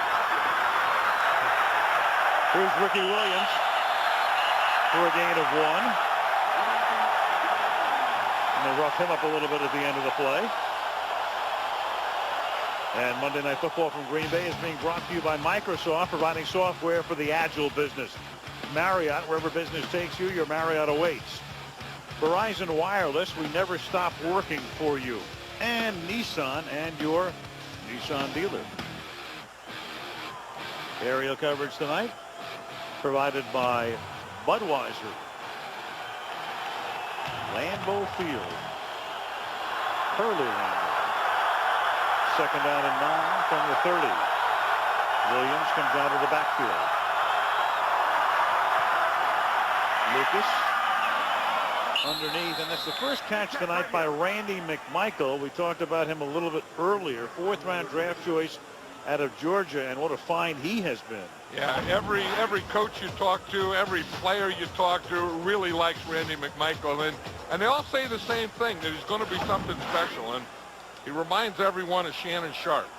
You know, not only the way he plays and the position that he plays, but the way he talks. He has a little of that Shannon Sharp in him too. But he's quite a guy. I mean, just meeting him last night, I'll tell you that he has a lot of life in him. He's full of juice, this guy. Couldn't wait to see the bus.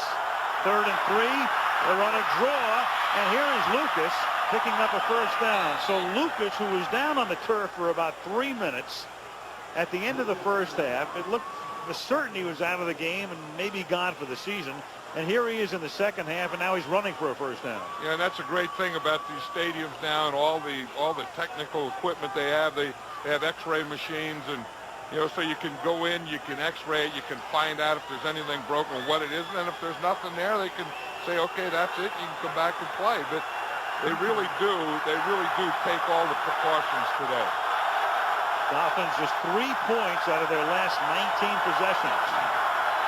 Final play of the period is an interception by Darren Sharper, and he's way out in front, and nobody will catch Darren Sharper. Touchdown.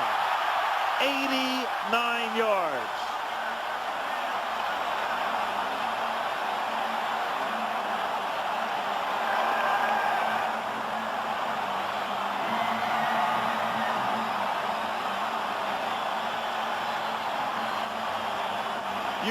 I tell you what, you need a Lambeau rest after you run 89 yards. I think he took a little Lambeau rest, then he took the Lambeau leap. I think it's fitting that Darren Sharper takes the Lambeau leap, because the first guy that ever took a Lambeau leap was the safety for the Green Bay Packers, Roy Butler.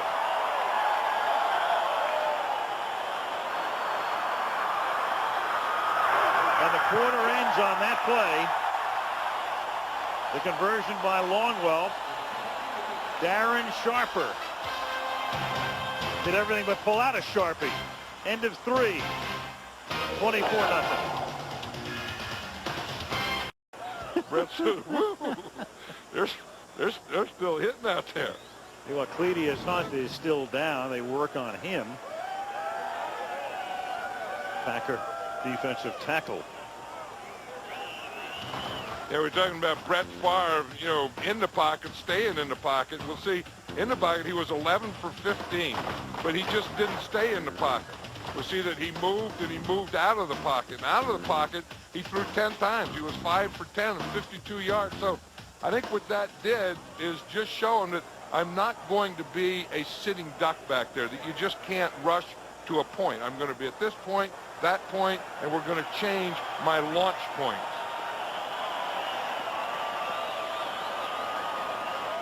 Cledius Hunt comes off. Saying he's okay.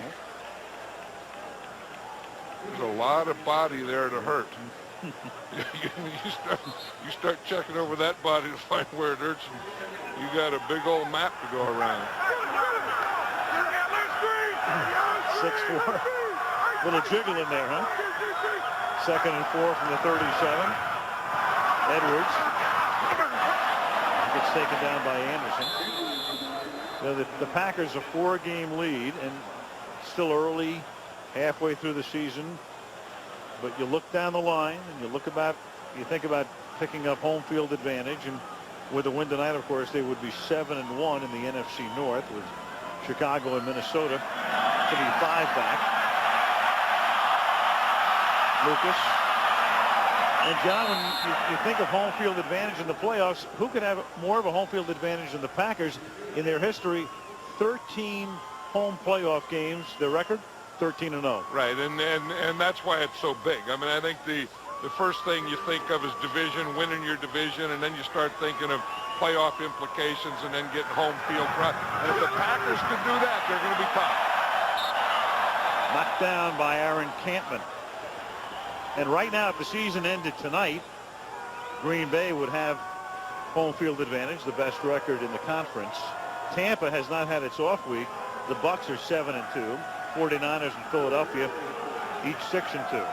You know, and this guy here, really, the job that he's doing as general manager and coach and everything has to be one of the underrated coaches in this league. You know, you mentioned the top coaches and the top guys and the jobs they're doing.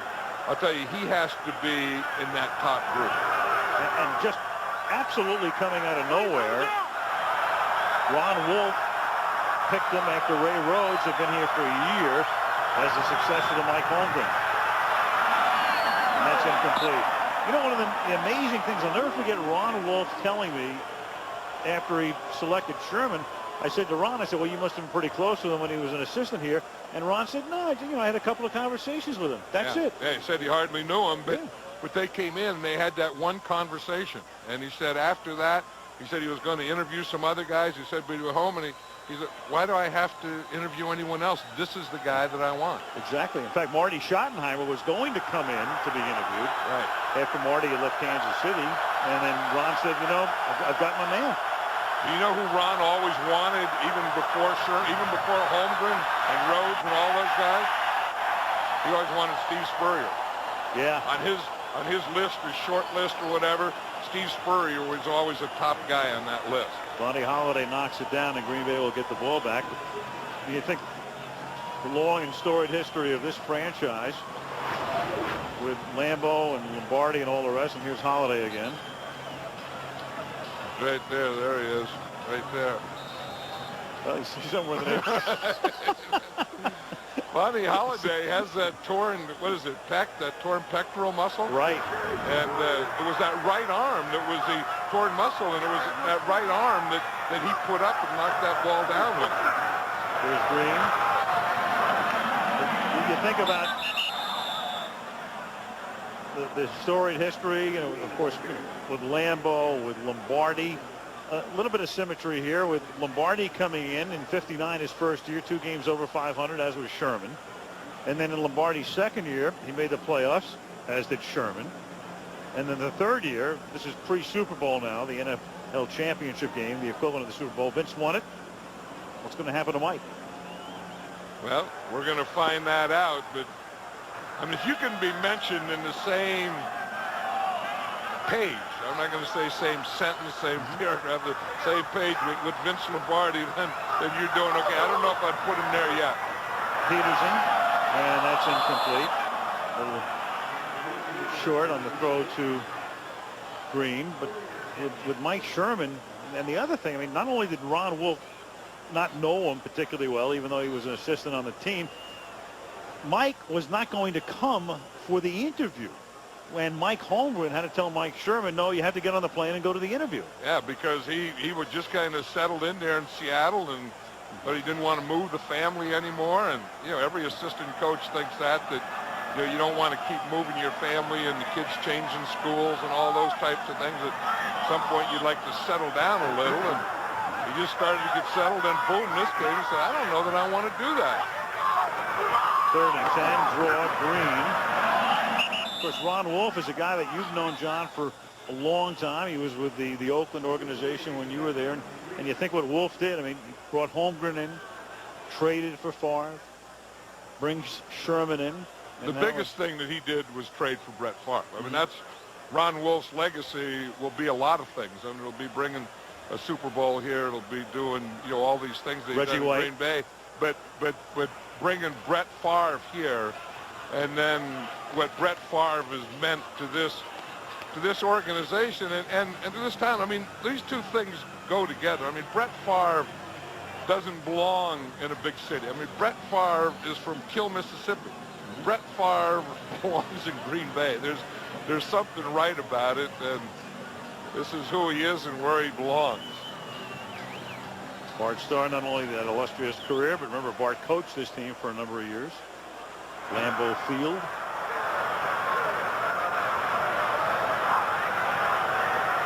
Bidwell. Yeah, I think the footballs freeze. I mean, these are some ugly kicks, but when it gets below 32, isn't that freezing? Absolutely. I think the footballs are frozen. I think they're kicking frozen footballs. Rocks. Monday Night Football from the Tundra, brought to you by Coors Light, the official beer sponsor of the NFL. Cold down easy. Capital One, what's in your wallet? Wendy's late night pickup window where you can eat great even late. And Dodge, you can take life as it comes, or you can grab life by the horns. Dodge. Green Bay on this Monday night. Happy Monday night for the partisans. There's Lucas on first down. Catch is made there by Dedrick Ward. Two of them teammates with the Jets. Yeah, we talk about, Green Bay and being in good shape in their division. Miami's not in terrible shape in their division. I mean, they're not playing well. I mean, Buffalo, they didn't play well, and they didn't play well here tonight in any area. They'll still lead by a half game over Buffalo. Pass is incomplete. Yeah, and part of it is getting Jay Fiedler back and, some of those things. But another part of it is they're just not in sync. I mean, this team, they've had 2 weeks off, and it sometimes doesn't even look like they practiced. I mean, they don't have anything going, and I don't think you can put it all on the quarterback. I mean, I think some other guys had to do some things, and I don't know that they were done. Well, they scored a touchdown on their first drive against Buffalo, and they haven't scored a touchdown since. So that's almost 2 full games by the time this one's over if they don't get into the end zone here without getting into the end zone. Shovel, little flip shovel to Robert Edwards up to the 50-yard line. Talked about Edwards very early in the game about, and I wasn't overstating it, there was a point he suffered such a terrible knee dislocation in a beach football game around the Pro Bowl in Hawaii 3 years ago. There was some talk about an amputation at that point. He's been out of football 3 years and back in now as their third down back. Pass caught by Chris Chambers. So the Dolphins. You see that play out a couple plays ago where where Ray Lucas was running and the guy chasing was big Gilbert Brown. Watch him. He's always getting double teamed. He pushes the double team and then he sprints. Now that's a Gilbert Brown sprint, and that's what he's doing now. Seriously, that Gilbert Brown didn't do 2 or 3 years ago. Is he's not only playing his area in the middle, but he's running up and down the line of scrimmage. First and 10 from the 37-yard line. Lucas to the sideline, steps out of bounds at the 27. 2:14 remaining. Miami comes back north next week. Sunday night game on ESPN against the Jets. Green Bay stays home, and Detroit comes to Lambeau Sunday. You know what that thing Brett Favre keeps putting up in his mouth? That's a hand warmer. And only Brett Favre would warm. I don't know if he's warming his nose or his mustache or the stuff that's coming out of his nose. He is a happy guy tonight as his team will go to 7-1. You saw the Dolphins' upcoming schedule. Yeah. That San Diego game in 3 weeks is the game for which they hope to have Jay Fiedler return to the lineup after the thumb fracture. That will have kept him out at that point 6 weeks. Caught by Ward. And we will take it down to the 2-minute warning. 2 minutes to go at Lambeau Field, where everybody has stayed to the very end. 24-3. At the defense and how well the defense have played and creating turnovers and getting turnovers, and Nate Wayne was a big part of that. I mean, he was all over the field, and you know, and making plays and getting the ball in their offensive hands and those kinds of things. And Brett Favre on the horse trailer will always be there. I mean, we're already hauling him. Oh yeah. He was the player of the game in the game in Champaign against the Bears. 2nd down and 7. Catch is made by Chambers, takes it to the 12-yard line.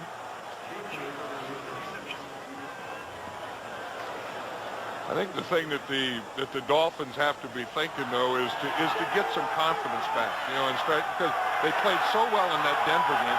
That was a great game. Catch is made. Chambers again is out of bounds at the 1. That Denver game is the game where Elam appeared to have won it with the long field goal in the last minute, and then that was answered by Olindo Mare, and Jay Fiedler had played down the stretch with a fractured thumb. Like Ray Lucas took another shot there and grabbed his shoulder again. That was the shoulder that he injured in the first half. Oh yeah, he did take a shot right there. There's Aaron Campman. For defense, this penalty enforced in the end of the run, half the distance to the goal, first down. Yeah, called that one on Campman. Yeah, it was Campman. What he did is they're so worried about using their helmet in their hands. Watch Campman when he comes in. He puts his hands out and his head out, but he still made the hit. I mean, that's the thing about collisions. If there's going to be a collision, it's your body against his body. You know, you can talk about this helmet and all that other stuff, but that's just a body.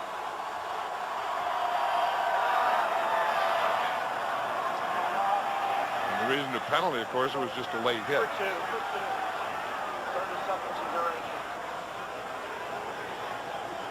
Timeout. Green Bay takes the timeout. So, well, you have to honor Amon Green, and then on the other side, Nate Wayne. So we split it tonight. Split both. So that's not bad. An offensive player and a defensive player, and that's the way the Packers played. I mean, it wasn't all about their offense. I mean, their offense did the job that they had to, but tonight was a lot about defense. It was a lot about, you know, flying around, making tackles, making plays, turnovers, those kinds of things, and well, Leroy Butler has such a smile on his face. Wayne, a fumble recovery, an interception, and 2 near interceptions, 9 tackles. Big night. Yeah, that's a big night for a linebacker. You know, the tackles and then being able to, you know, get the turnovers and, you know, put your offense in good position. And then when your offense is with Brett Favre, that's how the Packers are winning this year. Lucas gets into the end zone with 1.5 minutes remaining. Quarterback sneak to put it in. Darren Sharper's down there arguing with the official that he didn't get in. Again, so now we're going to see this, and we're going to see a extra point here, and then an onside kick, and then go from there. And I know what Mike Sherman is thinking. You know, that I just want to get this thing over with, get the win, and get out of here. Yep. Doesn't need to see any miracle Miami finish. 24-10 is now the score on the extra point by Mare. So the 500th Monday in this series that was the dream of Pete Rozelle and Roone Arledge some 33 years ago. And we'll celebrate it in Denver, the Raiders and the Broncos. Monday Night Football next week. Al, I want to congratulate you for receiving the Walter Cronkite Award last week in Arizona. That was real nice at your alma mater at Arizona State. Oh, very nice of you. Thank you, John. Has inspired our students. Your career has done great honor to ASU.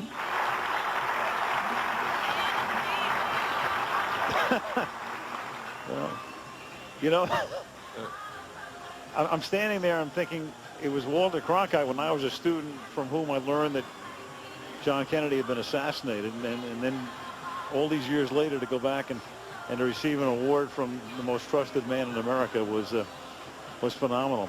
Yeah, I think when he puts his name on it and his stamp on it, you know that you've achieved something special, which you have. And I think about all the pranks I pulled as a student, and I started talking about him, and I looked over at Walter and I said, you know, this is sort of like giving Alan Funt a Peabody. But well deserved. Thank you. And earned. Thank you.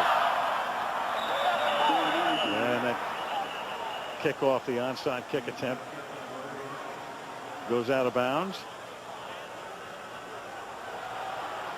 Tom White has a little jiggle in him. Yes, he does.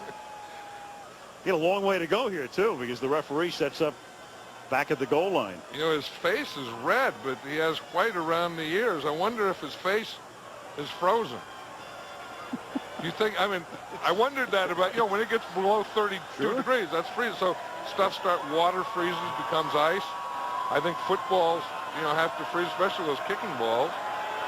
And I think referees' faces sometimes freeze. Offside, number 82 on the kicking team. They have an illegal bag on the receiving team. Got the ball forward and out of bounds. The foul's all set. We'll re-kick the ball. And White can jog back another 50 yards and then back again another 50 yards. Mike Sherman's still saying, let's get this thing over with. Dave Wanstead's wondering about these visiting dressing rooms, locker rooms.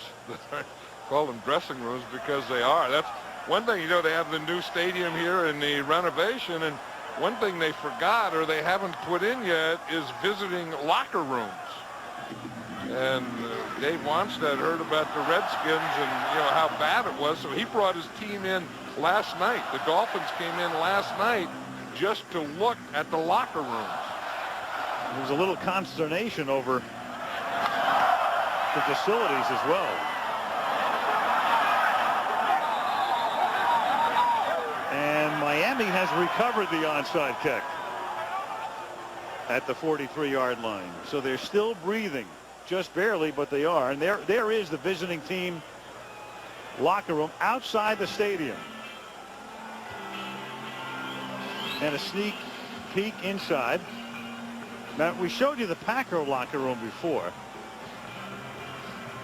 Yeah, and Dave wanted, you know, heard how bad it was from the Redskins, and they'd complained about it. So instead of just coming tonight and seeing it for the first time, he brought the whole team here last night to go in there, get used to it. Any complaining, you have to get it out of your way so you come back tonight and just have one thought in your mind, and that's the Packers. First and 10 from the 42-yard line. And Lucas, KGB, gets the sack at the 33-yard line. Wrapped him up, knee hit the ground, sack for number 94. And I'll tell you, that's when you need big plays. That's when pass rushers, you can just see him. He gets down here in that left-handed stance, and it's just a sprint. But the other part of the sprint that I like about him is he always dips that shoulder. So part of it is leverage. But watch here. You see how that left shoulder goes down? And as the left shoulder goes down, the right foot goes by, and the next thing is right there is Ray Lucas. I think that's the big thing. I mean, speed is good, but I think the leverage and the shoulder dip. Watch right here. You see there? You see how low he gets? And then he gets underneath anything. And in that position, you're darn near impossible to block. See, as he goes for the sack, he also goes to chop the ball out of there.